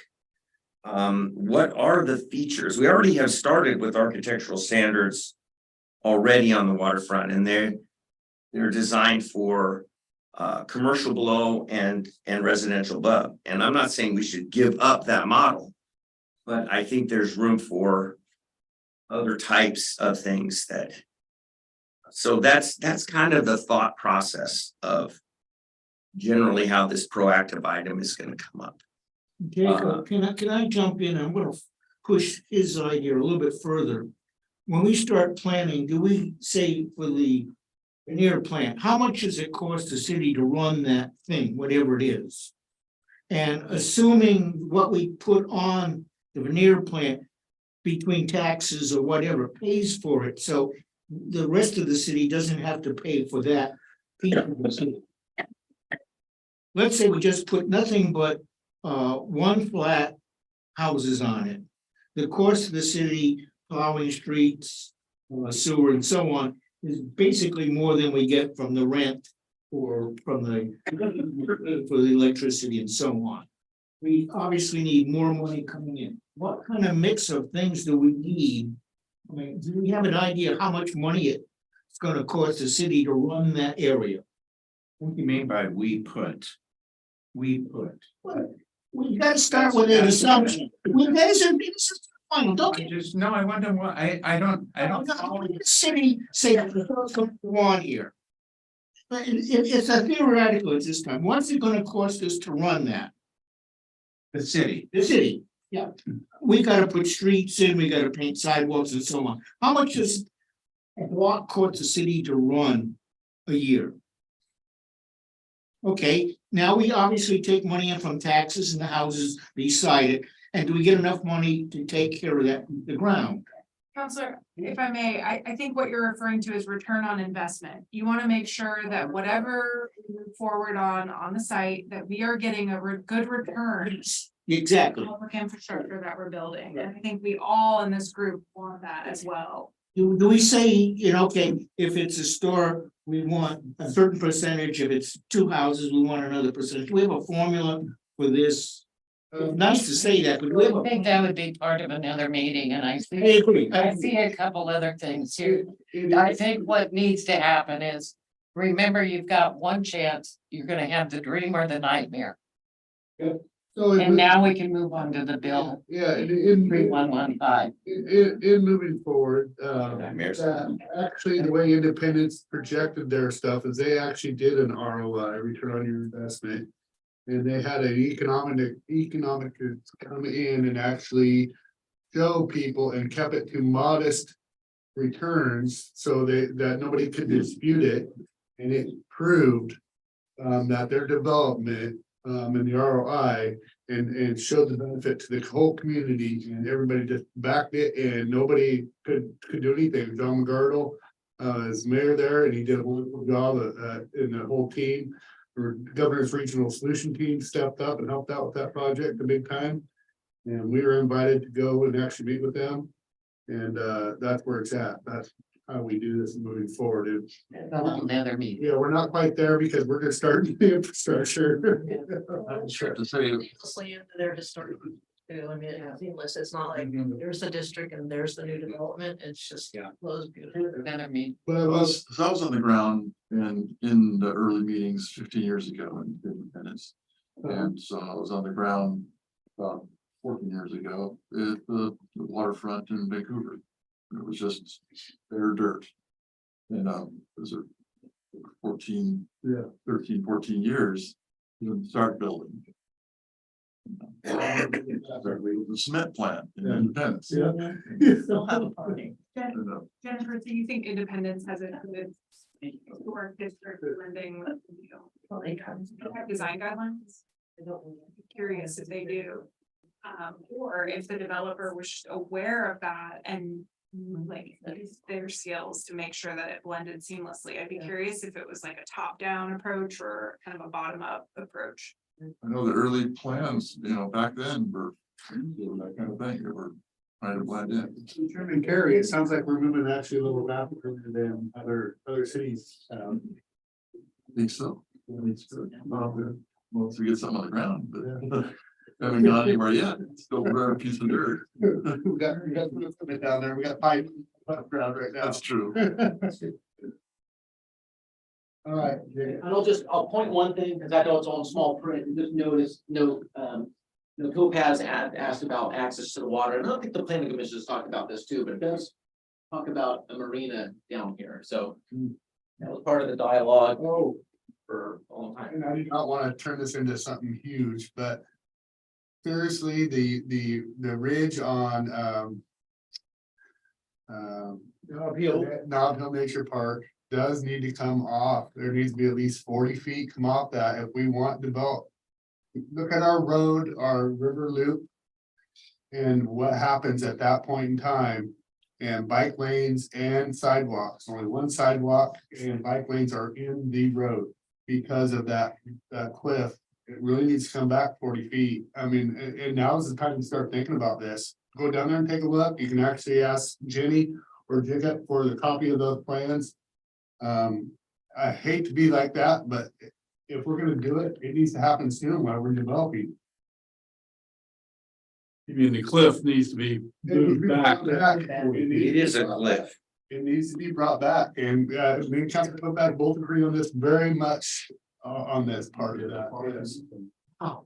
Yes, I know. Yes, I'm in. We got a couple things. We get that in writing, it's signed by both of you. But it's something that actually needs to probably be addressed sooner than later. Stone to sell. I mean. It is, We're not connecting the road quite yet with this, so, but it's right on the edge of the development, yeah, so it would be smart. absolutely with the And project. with the sewer getting pumped over, it would be smart to be doing it now. Cause the sewers is coming straight over that little bluff right there, into it, dude. So that's something to think about. Thanks, Rick. Okay, so next topic, and this is one that the city internally is ramping up our conversations on. This has to do with House Bill 3115. Which pertains to homeless and camping.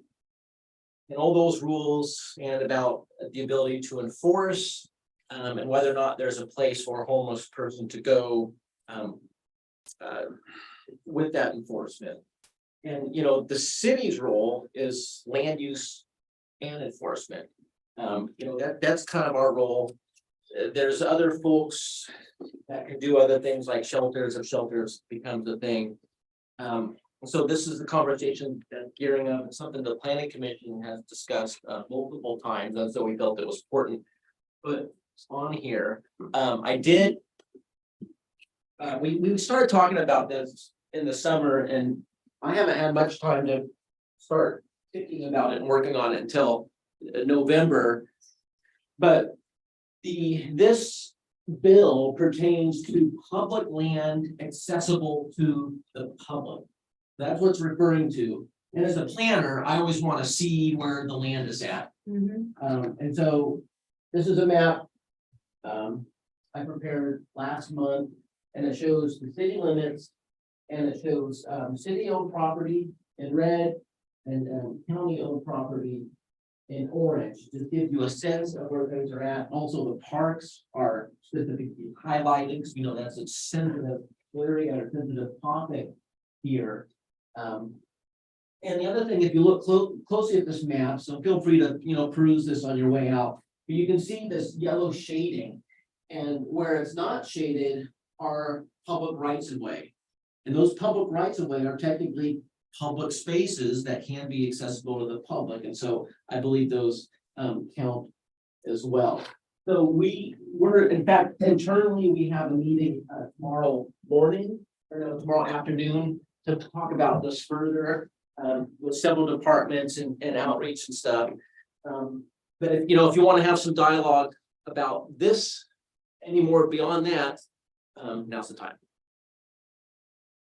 One of the things I'm gonna point out, at the library board meeting the other day, we were talking about what this means to the library. We have more people here, the library is gonna get used more.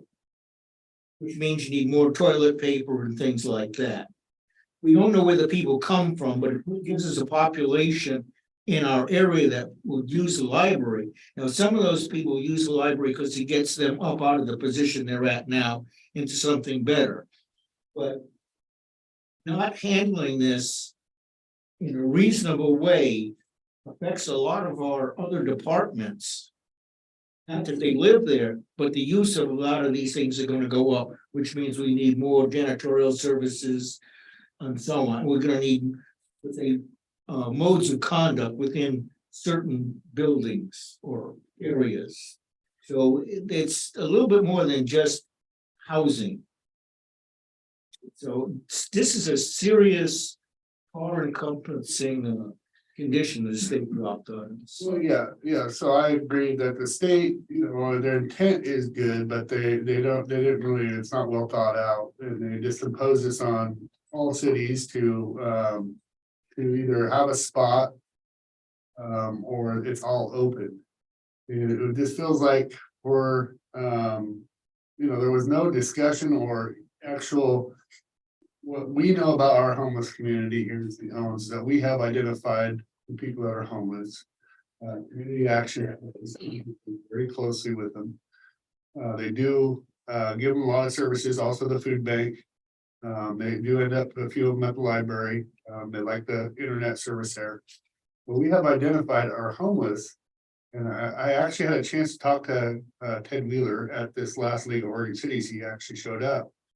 And a couple of my questions were, or one of my questions was, have you even identified you're homeless? No. He was honest, they haven't. And he also stated that, yes, they do give them bus tickets. If they say they are from somewhere else, they do, and it came out of his mouth, I'm not paraphrasing it. That they do give them a bus ticket back to where they came from, so it's very concerning that we could have an issue here that's way out of what we have. We have identified, and that's just what concerns me. Now, the state is, the mayors are working with the league to try to get some monies to help with this issue. And it's kind of significant, but not really. I mean, really, I would just say to the state, all the money you're allocating, why don't you just build a city and you manage it and solve the problem? You know, build a homeless city with the amount of money you're gonna allot every city. But that's not feasible. That's just not gonna happen.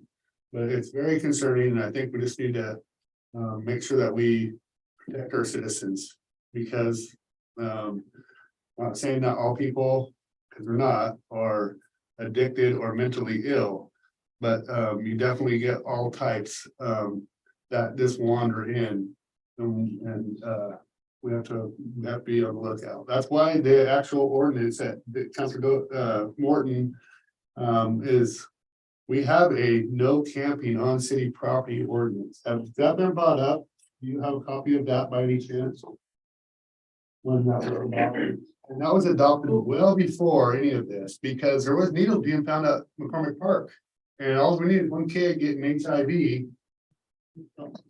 me if I'm wrong, but I think the camping versus the resting, because when I was at League of Oregon Cities, I was speaking with other cities that have lawsuits pending. Versus that same problem, which is the language that's being used, so we have to look at the language. And as you know, people of the law over here, you guys understand that those language, that exact wording is where it gets you, so. Yeah. Like if someone is resting, they're not technically camping. You know, It's very popular. Councilor Chilton sat in on this part of the. I had to conversation. rescue him. Is that, do we really want to be known as a state that has legalized drugs and is open to homelessness? I mean, 'cause that's not the intent, but that's the message to the rest of the United States. Think of that. Think of that. The whole West Coast is.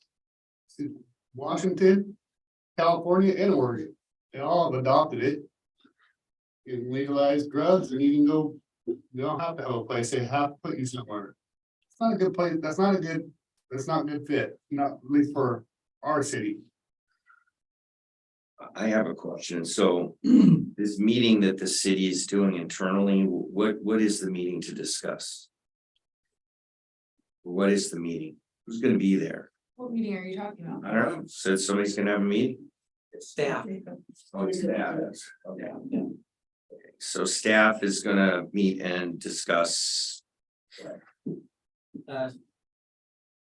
Next step strategies. Okay. I have looked into several ordinances. In fact, I participated in the last time we did it, so it's easy for me to look up my own file. And I think, this is a discussion that is to occur. But it's gonna talk about roles, outreach to other agencies, and then I see a message to our legal counsel soon. And I have my head a little more wrapped around, our code and looking at other codes and what direction we want to go. And this is just in Jacob's mind right now. So, this could change based on the discussion tomorrow. But I think it'll result in a series of questions for our legal counsel to help us understand the direction that we want to go. And that will be reflected potentially some questions for the council to work on particular issues that may come up. And then also keeping the council aware as well. There's the legislative body. If we adopt new law, they're the ones who are going to be involved with it. So I can tell you that much. There's probably things that I might even think of that'll come up tomorrow. But it includes, police, planning, administration, government affairs. And it's a pretty comprehensive list of the folks here. Why wasn't the planning commission subcommittee invited to the meeting? This is an internal staff meeting. Okay. That's so, but okay, so but why? And it's not intended to exclude the commission, but sometimes meetings have to be with staff without commissions, and that's just the way it goes. But it's partly to strategize, and you can guarantee we're going to talk about the planning commission's interest and making sure the planning commission stays informed. Well, the thing is that when it comes time to asking attorneys about legal analysis, you're talking to an attorney who's made a living of winning, of anticipating litigation coming before the city, coming before my clients, and implementing litigation strategy across the state over hundreds of cases. That's what I do for a living. And I've read the legal opinions. And so far, right now, we're at cities 0, homeless advocacy groups 10. And the cities have consistently lost, they have not won a single lawsuit. And the result of losing the lawsuits is that injunctions are issued that deprive the city of the ability to enforce its laws to keep people from camping in parks. So that what that means is a judge issues an order and says free for all in the parks, and people move right in. And that is what many cities are struggling with, and there are different variations of settlements. And I had a discussion. We're gonna kind of have this should be kind of an open forum a little bit. I want to I want to have some discussions about my concerns, okay? Last night, we had another property abatement or property vacation come before us. It was clear to me that this property, one of the properties that had requested vacation abutted by the English rule abut, by our own code abut, by 2 Oregon Supreme Court cases abut, and by a LUBA decision abut. And these are all things that I had brought forward to the city in another issue that I was personally involved with. But these applicants came forward and were told that their application had passed a threshold requirement. And I disagreed with that, and I didn't think that there was any kind of legal basis for it at all. And the city had no legal basis for believing that to say that this person did not abut, even though the definitions clearly said they did. It was black and white. It's a very simple issue. And so when we're dealing with an issue that the law firms that are against the cities are very well funded. We're talking like the ACLU, UC Davis, UC San Francisco, New York Homeless Advocacy Groups, Washington, DC. These are nationwide, well-funded law firms that are trying to not only, they're trying to make some kind of social change. Amicus briefs are filed by massive law firms with 4 or 5 lawyers. And so we have in July 1, this law will come into effect. And I'm talking about HB 3115. I'm not talking that there's the federal piece and there's HB 3115. HB 3115 does 2 things. One, it creates an affirmative defense to a criminal prosecution for a sleeping and lying law. So if somebody's sleeping out there in the 4A and they write them a ticket and they say, we're going to arrest you for sleeping in the 4A. The normal defenses are, it wasn't me, I wasn't doing it, I wasn't sleeping. But in addition, it creates an affirmative defense that the law is not reasonable from perspective of the homeless. That's if you're trying to prosecute somebody. The second thing that the HB 3115 does, it creates a cause of action where any homeless person can file a lawsuit seeking declaratory and injunction relief on behalf of a class. Which means I think we should all be able to sleep in McCormick Park. Why should we have to sleep out in the woods? We're going to file a lawsuit, and it puts the city in the position of having to show that its sleeping and lying laws are objectively reasonable. Okay. I've been to law school and I've done a lot of cases. I've never seen a law like this. And so I would, I'm sure staff has the best objectives in mind. I can tell you, and this is something that I brought up at our last planning commission meeting, is we need to be choosing our lawyers very carefully, and they need to know what they're doing.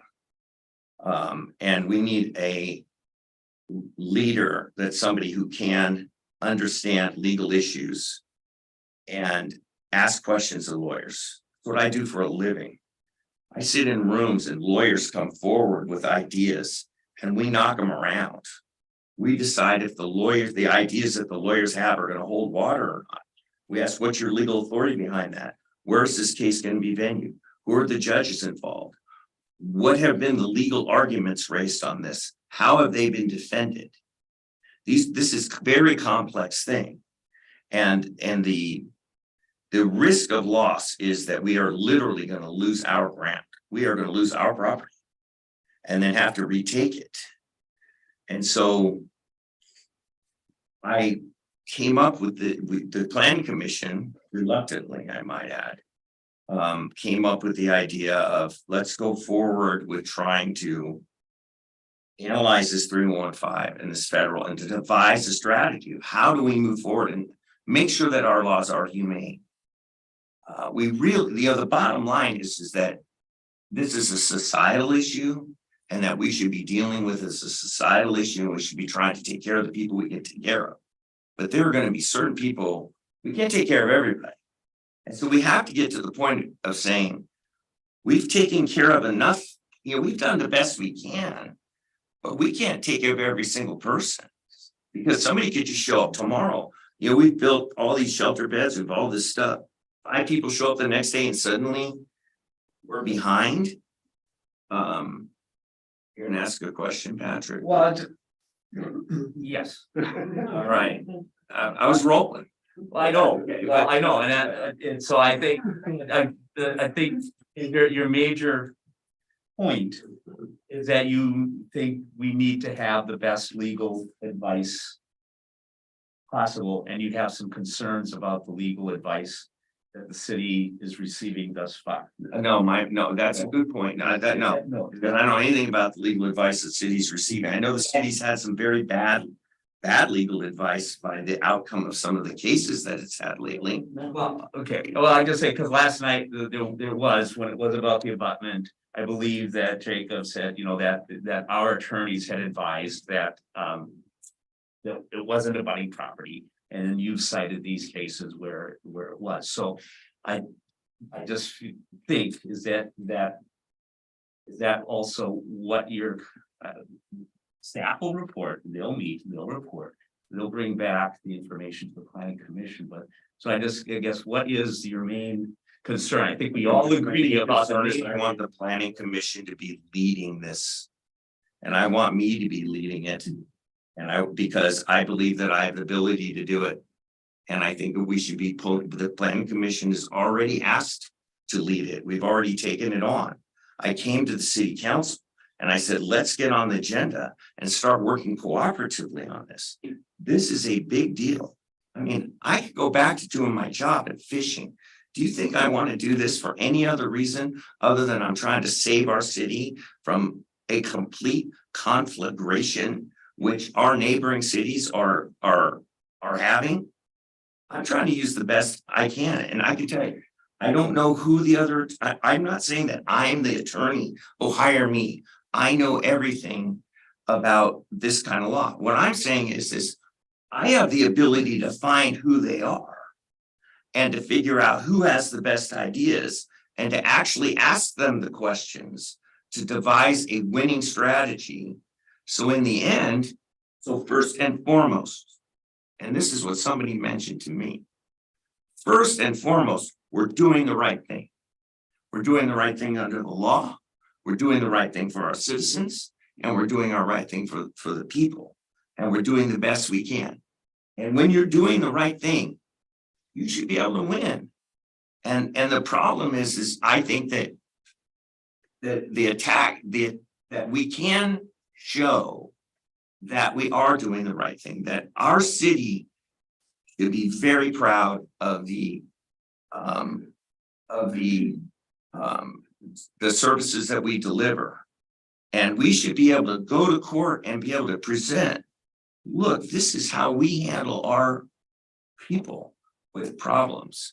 And these are the things that we do. We have dedicated people who care and work full time. But some people aren't going to fit in the system. I'm sorry. I was on today. I had a very nice meeting with the community action team. Jessica, they said that you had met with them as well. And they have some other meeting that's coming up with somebody else. And so, the community action team were kind enough to spend a lot of time. And I learned about what the community action team does. And all the stuff they do with mental health and how they house people. And we have many tools in our community. And so the initial plan for winning this lawsuit is to there is a loophole in it that if you bring in your laws under treating people humanely, it provides you some protection from these lawsuits. I don't think it's a perfect defense, but nevertheless, we could be in the position, if we are sued, of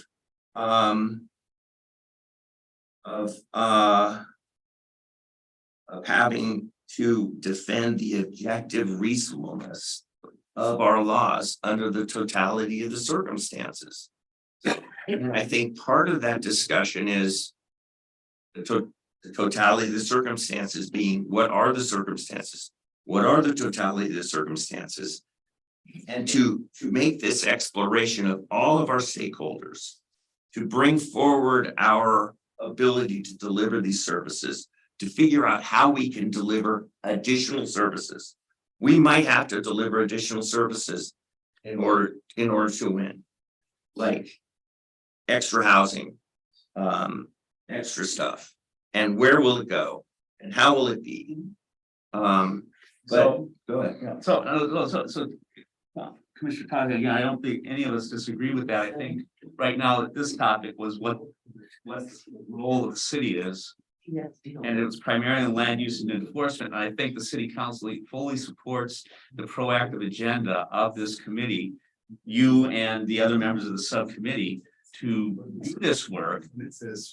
To bring it to the planning commission, to bring recommendations to city council. I think we're totally agree with it, agree with that, and that this isn't the time for us to, I think we agree. Everything you say needs to be done, but as I understood, the proactive committee is going to bring that, you're doing your work, you're presenting it to the planning commission to give recommendation to the city council, but the staff has its role right now to look at this internally, so that when the committee brings that information, or will take into account that information, we'll be better informed. So I do believe the council supports the effort.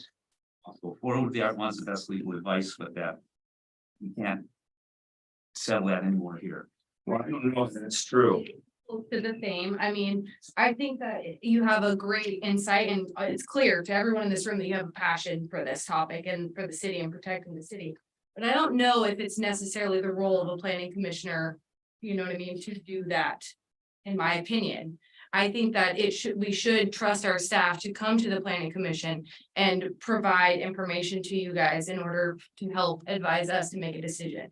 That's what I think. If you want to go call Jordan Ramis yourself as a citizen and a lawyer, I think more power to you. I would love to hear how that conversation goes. I think it would be productive too. Well, and Jessica, what the code says, and that is the code of our body. And is that the planning that the city can actually assign stuff to us to work on. And then we come back to you. And the city can give us whatever tools we want. So if the city says, yes, staff, you will meet, the planning commission will be in on your meetings. They will vet your attorneys. Or they will have a discussion with your attorneys. Who are you picking to advise you on this subject? I could tell you some ideas on who would be good attorneys to do it. Because they'd be people that are already working on it and already very well versed in this kind of thing. We're out. Are they litigators? Are they trial attorneys? Do they specialize in outlining winning litigation strategies over a period of time? And to help us design, we're trying to design with a whole bunch of agencies how we approach the houseless issues in a humane way. We treat people humanely. And so then if our laws are challenged, we can win in court and we can defend them. One of the things that the CAT people called up and said today is, why are we meeting with 3 different people? Why are we meeting with 3 different people? So I show up with the planning commission and I don't even know what is the objective?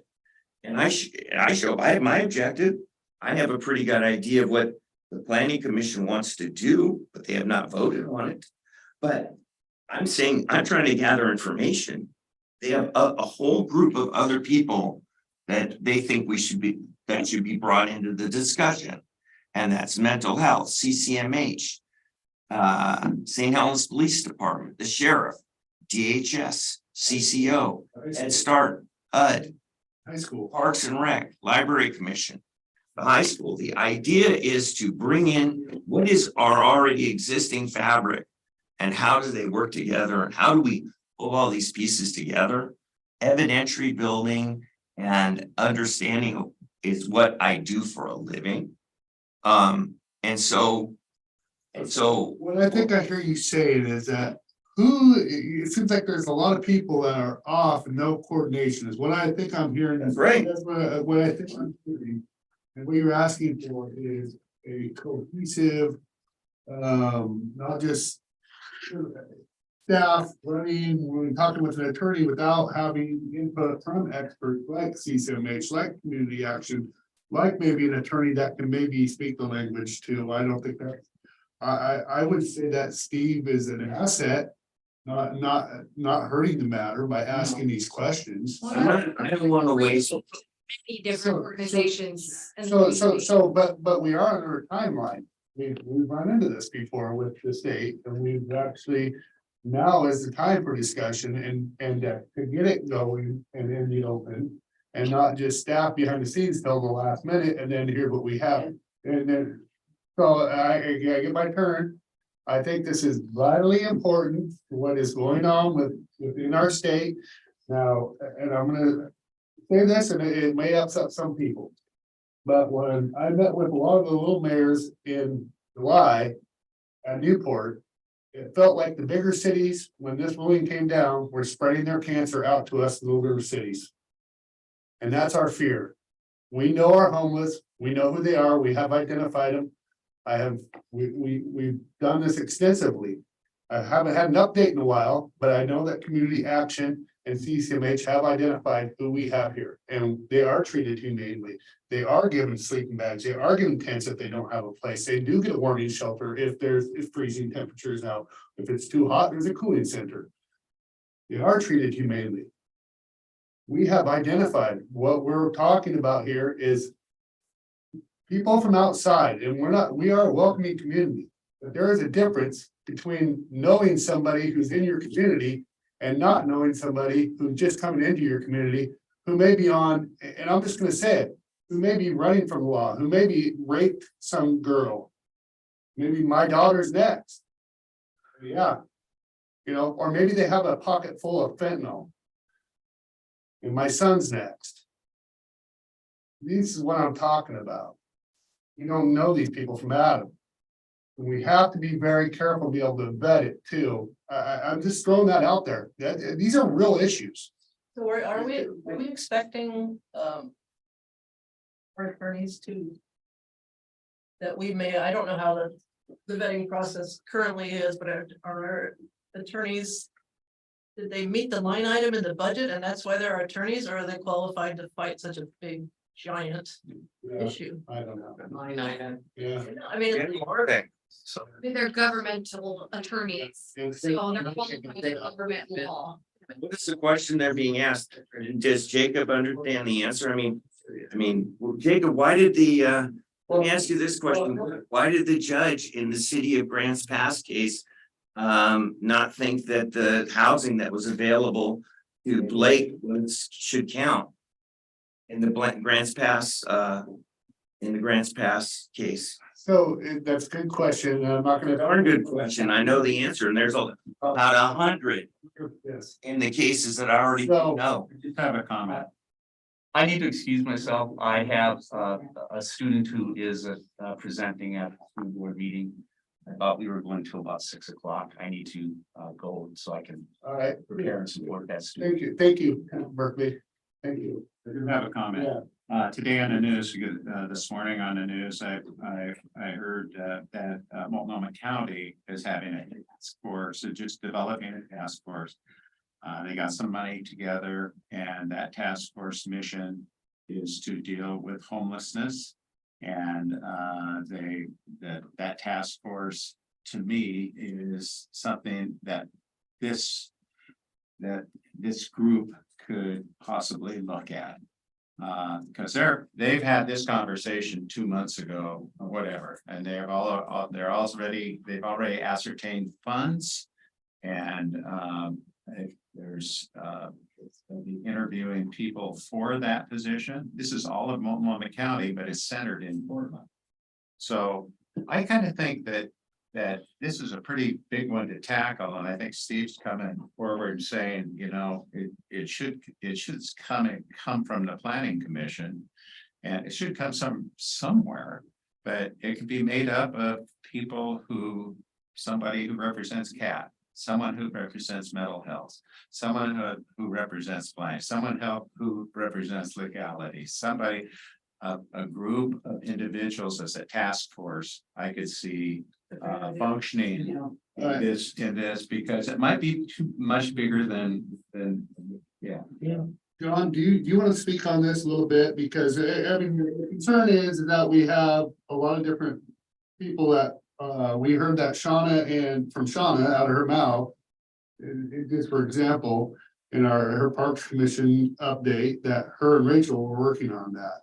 Yeah, there's We were not, you know. I You know, do. so, yes, where are we We going? know that this 3115 is going into effect, and we've been kind of pushing off a little bit to watch what's going on around us, who's doing what. You know, what does success even look like with this issue? And, you know, as far as, you know, legal counsel, you know, we use Jordan Ramus as our general counsel. We also have specialties for labor and land use and, you know, what is the best we could find when we need it, right? But Are they? I don't know. You never talked to them. We feel like they are. we feel like that. Well, you know what? And if I felt that comfortable, then that would be good too. I mean, I don't know, I've never met them. I'm not saying they're not. I'm saying I have the capability to definitely ask them questions of whether they're the right lawyers. Yeah, and this is essentially a kickoff meeting for that to frame the issue, who needs to be on the bus on our team. And then just package it up and look at the decision points and variables to move it forward. And we'll certainly come into this arena really quickly. So here's. To a question, I'm just gonna say this quick line, which is, are we trying to protect the city or are we trying to tackle homelessness in our community? Are we trying to do both? That's the real question, because I feel like there's many different views about how we should move forward. Well, and that's. Both, and we actually do a fairly decent job. I mean, correct me if I'm wrong. But we have identified our people and we actually. I feel like we're just trying to protect. Well, we actually- Which is fine. If that's what it's gonna be, we just gotta be transparent about it. The only thing I was gonna say is that inaction or, you know, getting paralyzed by trying to look at it is gonna be the death of us on that. We've got to really understand it, and as long as this statute stands on the books, whatever ordinances we currently have in place are not going to work. And they can work. We just need to be able to defend them in court and be able to cogently explain why they're humane. But not the ones that are currently there, I don't think. No, absolutely. Absolutely. Our current ordinances are good. We just have to be able to defend them and to say why they are why they are humane and they're objectively reasonable. But just a blank, no camping, whatever, Yeah. not gonna be good. Yeah, that's what we have. That's what we have. Well, yes, it will work. It's how it's enforced. Exactly. No one has gone to court and got fined for camping. It's been there No for one. years. And it's been how many years? Yeah. Because the police were involved in making that ordinance. And they understood, and it's still understood, that they confront people who are camping. And they are there as a resource. And they say, you know, they make them aware that there's no camping. By the way, I take you down to and introduce you to the CAT team and that kind of thing. Right. So no one's gone to court. Well, and I'm not saying that, but I see the way this is and the way it's written, because this is one of the worst written statutes I've ever seen. The way it's enforced. And, but if somebody could come into this for declaratory judgment just based upon the language of the ordinance and then create something going forward. The way it's enforced, if we can get some of that into and added into an ordinance, I think is kind of where I'm thinking. That's Steve's point. Yeah. So, here's what I think is that we, let staff meet, and then they can inform the city council. We also can inform at the next planning commission meeting, and, I would like the ability to have, Charles has some legal background too, it's not a secret. He's a lawyer, Steve is as well. I don't think that's a bad thing to have on our planning commission. And a bad for people that know law, to maybe ask a few questions. Yes. And so I would like to see them updated as well on what is going on. I don't see where it can hurt. No, not at all. Ask some questions. So here's, I wanna make sure that we really cover this topic. You know, I wanted Randy May here because I wanted him to hear how this thing was gonna go. So when I was brought on to the planning commission, I was saying, our planning commission has a real problem, and that is we aren't allowed to plan. Every time we try and ask for be involved in planning, trying to get involved in planning, what happens is that things get done behind our backs. We're not involved really in the planning at all. And in the end, somebody brings us a solution and they say, this is how we, this is how it's gonna be, choose the color of the paint, choose this, but we're not really involved in planning. Very frustrating for us. And I said, well, our planning commission actually says we're supposed to have plans. The law says we're supposed to have plans, and the law also says we have the duty to look into the plans of what the city is doing. And how the city does its work. Can the city implement its things? We have the opportunity to look into these things. So we went ahead and we made a proactive planning commission. We did procedures. We decided how we would take on things to be proactive. And then this homeless problem was kicking around. And it took the planning commission to actually say, we're going to step up and we're going to form a task force and we're going to start going forward. And I came to the city council and I asked to be put on the agenda so that we could cooperate and move forward together.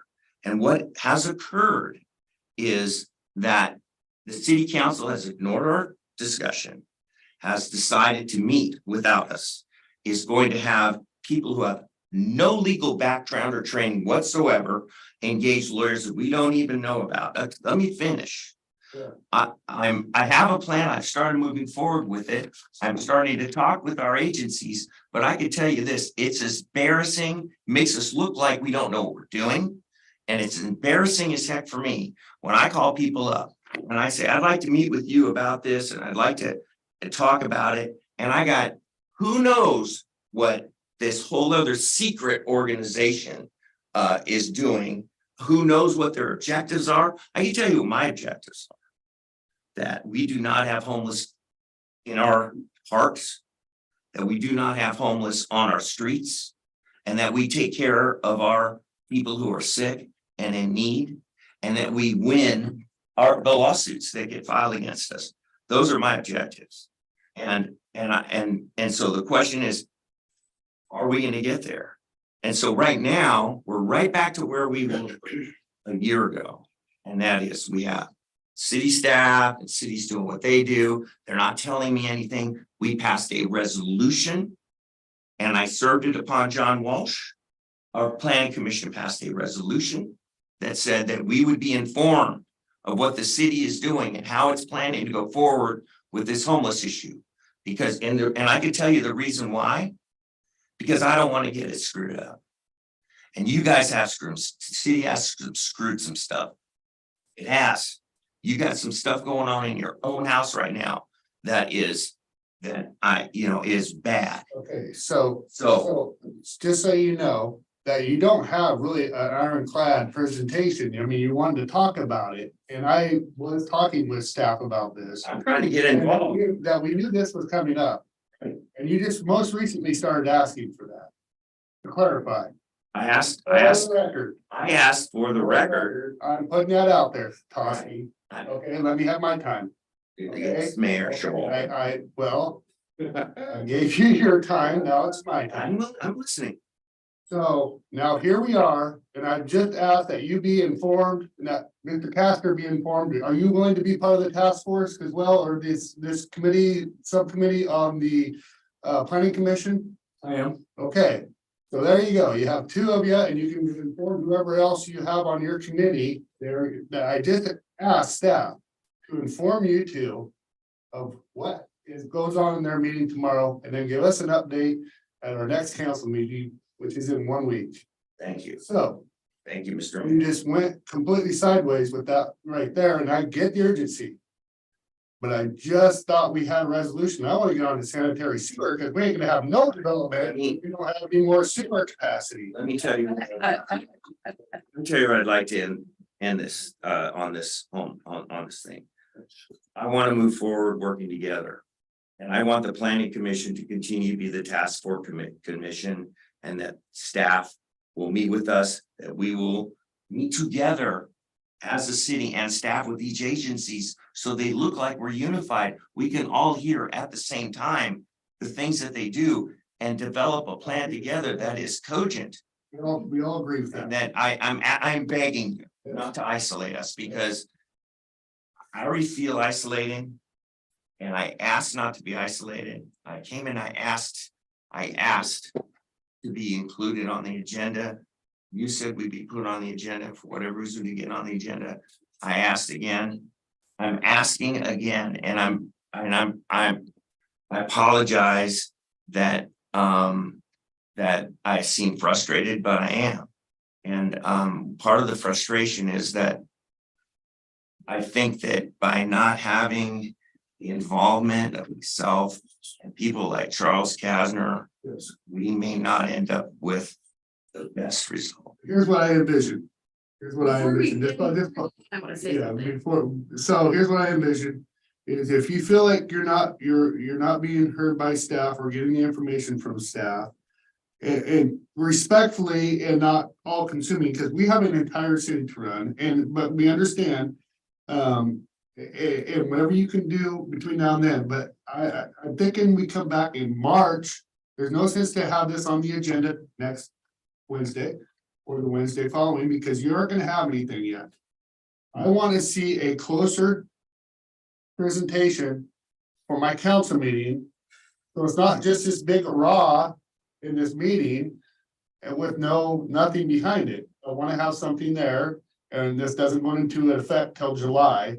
So we'll have to adopt something in the 3rd week of June to meet compliance. Okay, so I'm thinking early March. We should be there, and if we're not there, we'll get there real fast, because you can show up and testify. We aren't gonna. Let me know, Can I say one thing? And in response to that? Yep.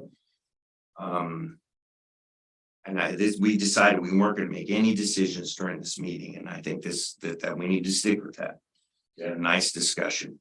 But I think I'm gonna request that what comes out of the next council meeting is that staff will work with the planning commission, and that we will move forward with joint meetings. That when we meet with these community leaders, that we meet together constructively with the idea of exploring this, and we collaborate. This is an issue that is really big. All the cities are struggling it. Frankly, every single person in this room brings strengths, and we should not be divided. We should be working together in tandem. And honestly, the people that I saw today at the CAT, they're working tirelessly for the homeless. Yes. And I think by us coming together in St. Helens as a community, we will forge the best solution. We will form a winning solution for everybody as best as it can be for the homeless. But I think if we should be working together on this one, hand in hand. And you don't need to make a decision right now. I'm gonna ask though that the council at the next meeting, I'm gonna come to the council and I'm gonna ask that, because I am shut out right now. That's the thing, said, I wasn't informed of this meeting.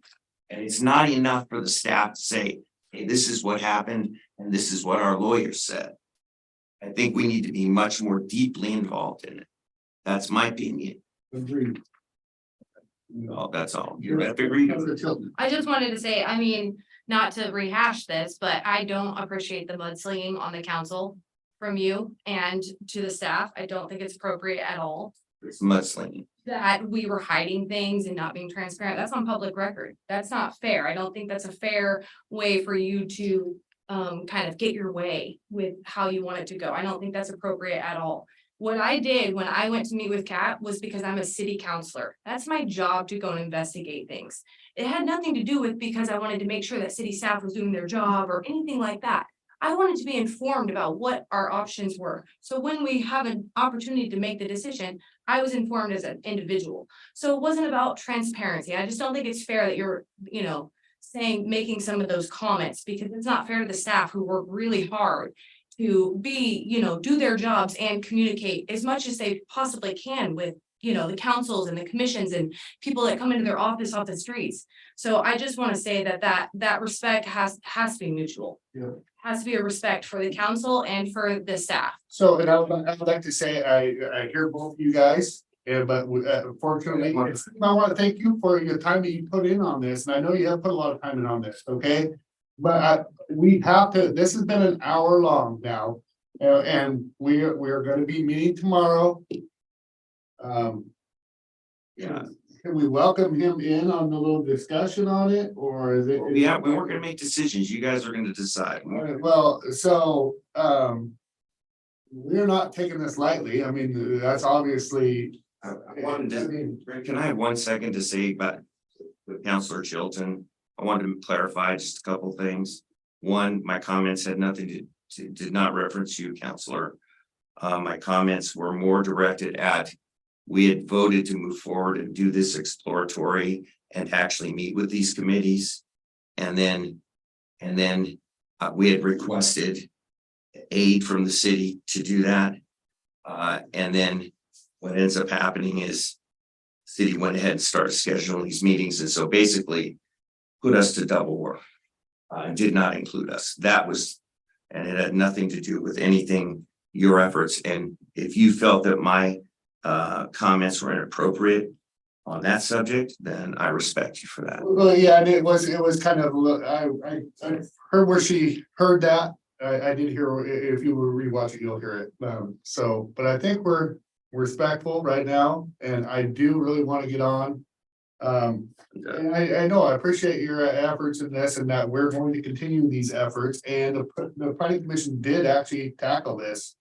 I mean, that was, and they are quasi judicial, and they definitely need to be, so we have got, you two are gonna be getting updates real soon, okay? And I appreciate your help on this deal. I think we all do. It's just about serving the homeless, the best. But so the last thing that we're gonna discuss is sanitary sewer capacity, which was huge when we got our master plan update, and it was just like, are you kidding me? That was our last one in 98. 4th Street was red. 1998, 4th Street was red and at max capacity. Nothing has been done. But there was a whole bunch of other areas beyond that. And I heard about 4th Street, but nobody ever pounded their fist because that's not something that's sexy that's talked about a lot.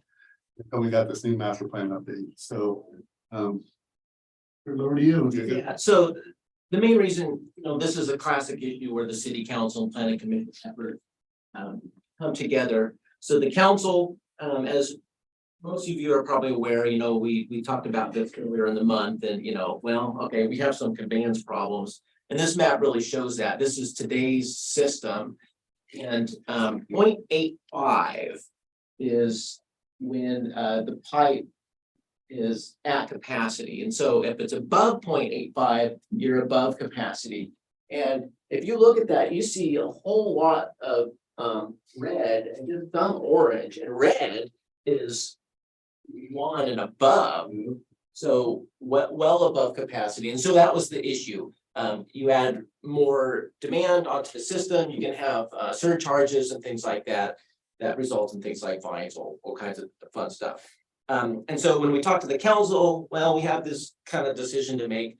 Do we explore a moratorium and halt development, or do we allow development to occur, tackle it the best we can, and try to eliminate the issue as soon as possible? And the council elected to continue development, and so we devised this fee, which is a part of land use decisions, and it's based on, depending on where you're at and how much of the sewer line is in between the site and the wastewater treatment plant.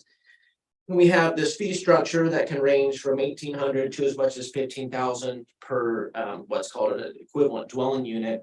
And so it's this classic issue where, you know, the council has made these decisions, and a lot of those are going to be reflected in our land use decision making, which of course the planning commission is directly involved in. And so I at least wanted to, you know, this whole year we discussed this a lot, and it's kind of been wrapped up. We have a strategy, and at least wanted to highlight that, and then, you know, invite any further discussion beyond that. Jacob, there's a bunch of lines about pipes. The last sewer plant facility treatment at the end was permitted, was 30 years ago. Any work that the city is planning on at your level of fixing the plant and making it up to modern day standards, which would be in addition to taking care of these pipes? The sewage plant? The sewage plant itself. It hasn't been permitted, and its technology is out of date. Well, there's the grander goal of relocating it somewhere. As for the purposes of this discussion, you know, it's about the capacity and the land use decisions. I think we would need Public Works and our engineering staff to talk about the relocation efforts, unless John knows more about that. If we're starting to get to patchwork, it's going to compare a whole picture.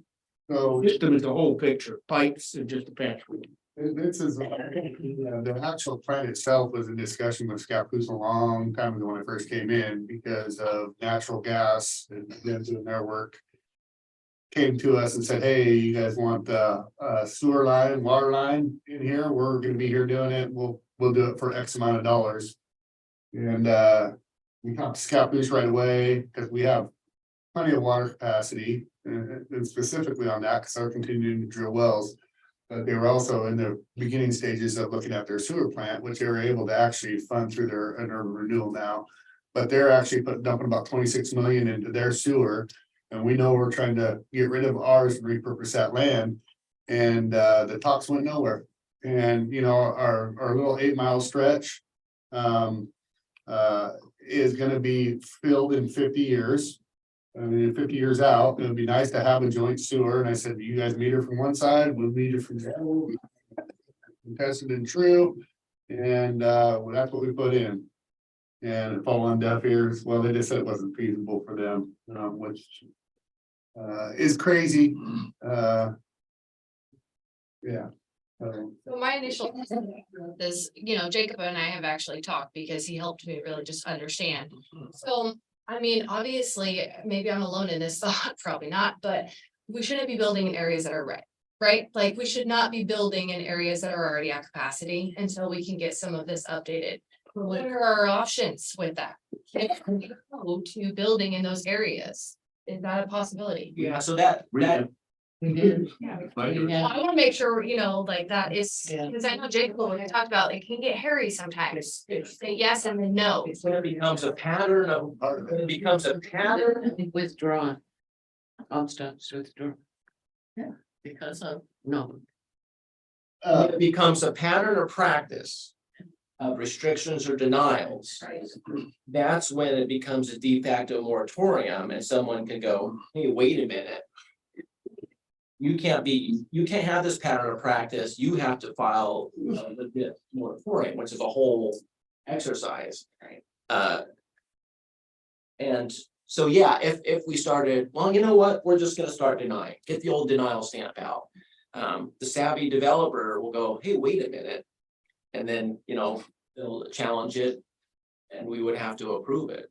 And so that's why we have devised this fee structure, so we know there's some conveyance problems, and that way, okay, we're allowing development A to occur. We have to address capacity. Well, sewer is a problem here, but we have this fee structure to take in so we can have a finding, some capacity and allow it. So the problem is there's no kind of hybrid middle ground that I'm aware of. It's, that you're halting things or letting them occur. Got a question on that fee structure then, Jacob, where does that money then go and reside?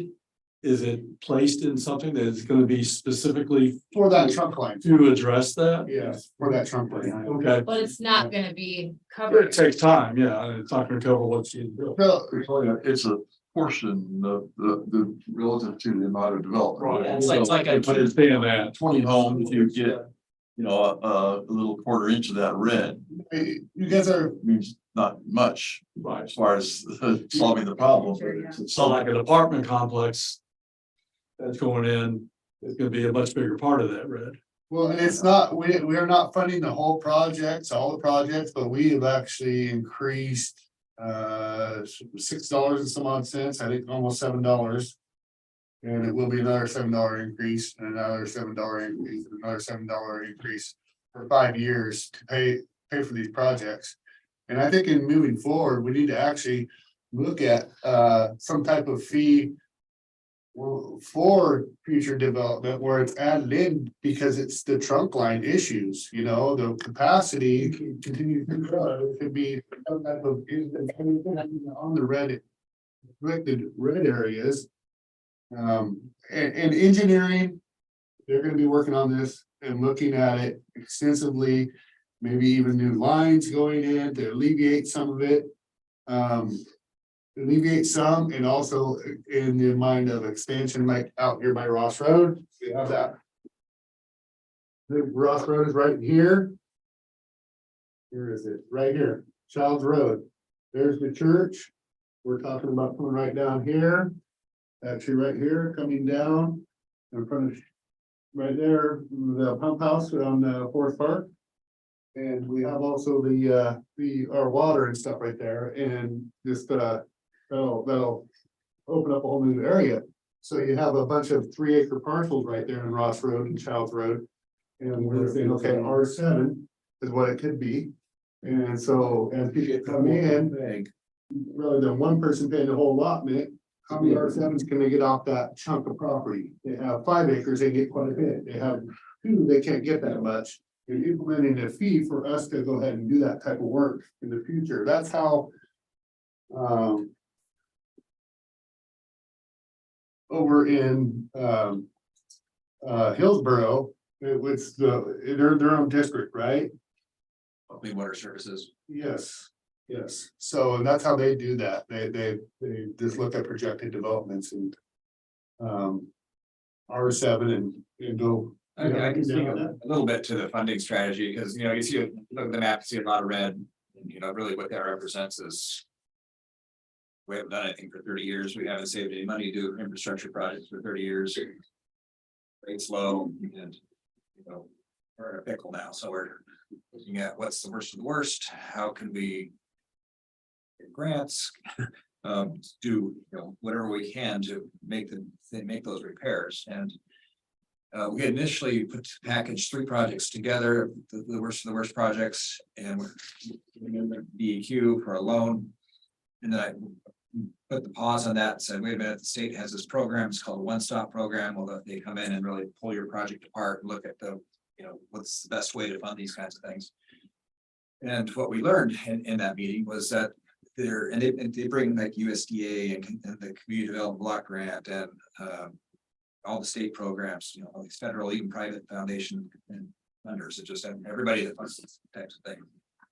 Is that if we build the project into the three main projects that it actually was, that it becomes eligible to have up to $500,000 of principal forgiveness. It has a water quality component, which all of those projects do. So that's 500,000, $1 million more just in that one action of separating the applications out. And then also there's federal funds available, but you don't want federal funds to color the rest of your construction projects. So we're in about $2.5 million in federal funds to do design work. So we're gonna work through the community development block grant to get $2.5 million of funds. That cycle opens up in April, I believe. So there's a little bit of time for that, but that $2.5 million will do all three of those projects designs, get them up ready for construction drawings, and then it'll defederalize. That component will be fed funded money, but it won't. If there's $1 of federal money into a state funded project, then it all becomes federal wages and everything's super expensive and then prices goes up. So the funding strategy is to get that piece of it is what we've talked about in the council and I think it's a good path. It might take a little bit longer to get it all done, but it's, $4 million saved. So What's the total cost of this whole thing? 20-30 million dollars? I mean, that's not a cheap. 15 million. 15 million. And that's what we could really phase. Got a ways to go. Good savings on the project and it will result in less increases to rates. What's the kind of I guess, estimated timing on when It'll be a year. when we can turn the red into something a different color? Won't be all the red either. brown. Bit of red. So that's brown. 3 or 4 years. And then that becomes a risk management discussion. Is it worth waiting a year to have $4 million in savings? And, Well, and I just know from my irrigation experiences is that when you add another line, you take away flow from, from your. More I keep adding, I take flow away. So any lines we can add, getting flow to go to the lagoon is a good thing. Unfortunately, we're on default, but I think that's something strategically we need to look at, is maybe just a completely new line and how do we best alleviate some of these areas with that line and go oversized, knowing that we are gonna go towards scat boots. That's why that side particular, I think, is a great idea to the Ross Road, Child Road area is a good avenue to go out for sure. Yeah, practical experience. I've got a lot of Christmas lights that I'm having problems with. Same thing. Toss them out and buy new ones. Sections there. You don't even have to take the knots out. But John, our increase in water does help pay for that. You go out there. We're not Suffering. full in on federal grant. I have to run away to take care of children, so I'm sorry, guys, but. Also, Discussion with you all. Appreciate your. Councilor Topaz's comment on the status of the wastewater, the current wastewater lagoon is we're in compliance. It's a big dumb lagoon, they would say. It's a very simple technology. It's there or anything, but we are in compliance with DEQ. It's just huge. Yeah. It's Oversized and It's the worst. tourist attraction as a water fountain. Oh, there's ducks swimming in it daily, so. Thanks to bird watching and sort Tourism guide. there for bird watching. I still think moving forward that it would be a great idea to continue to talk with Scappoose about a joint sewer. And even water, having buy a water filtration system from us and turn it into its own thing. We get water rates cheaper. We could actually get city could get some money off that. I just think it's still a really good idea moving forward. We could also pump some irrigation water to them for agriculture and the industry because of the enterprise zone, and we have 40 million gallons of water coming out of the. Trail, so. Got a trail into the shoreline. That's what I was thinking. Well, I mean, yeah, if you're getting right of way. Not a bad idea. That's just me. Any more discussion on the sewer? Everybody ready to get out of here? Oh, well, I was Yes. Thank you for your service. Yeah, really appreciate it. Yeah. And Mr. Input into the planning process. It's been a learning experience for 15 years. And I have enjoyed working with all of you. Don't be a stranger. See more of you guys. Come on, hassle us from the audience. We need some smart people out there. Come in for public comment. Yeah. I got it. We could do that, all we have to do is zoom in. All right. Yeah. Good meeting. I'm gonna go ahead and adjourn this. We're adjourned. We're meeting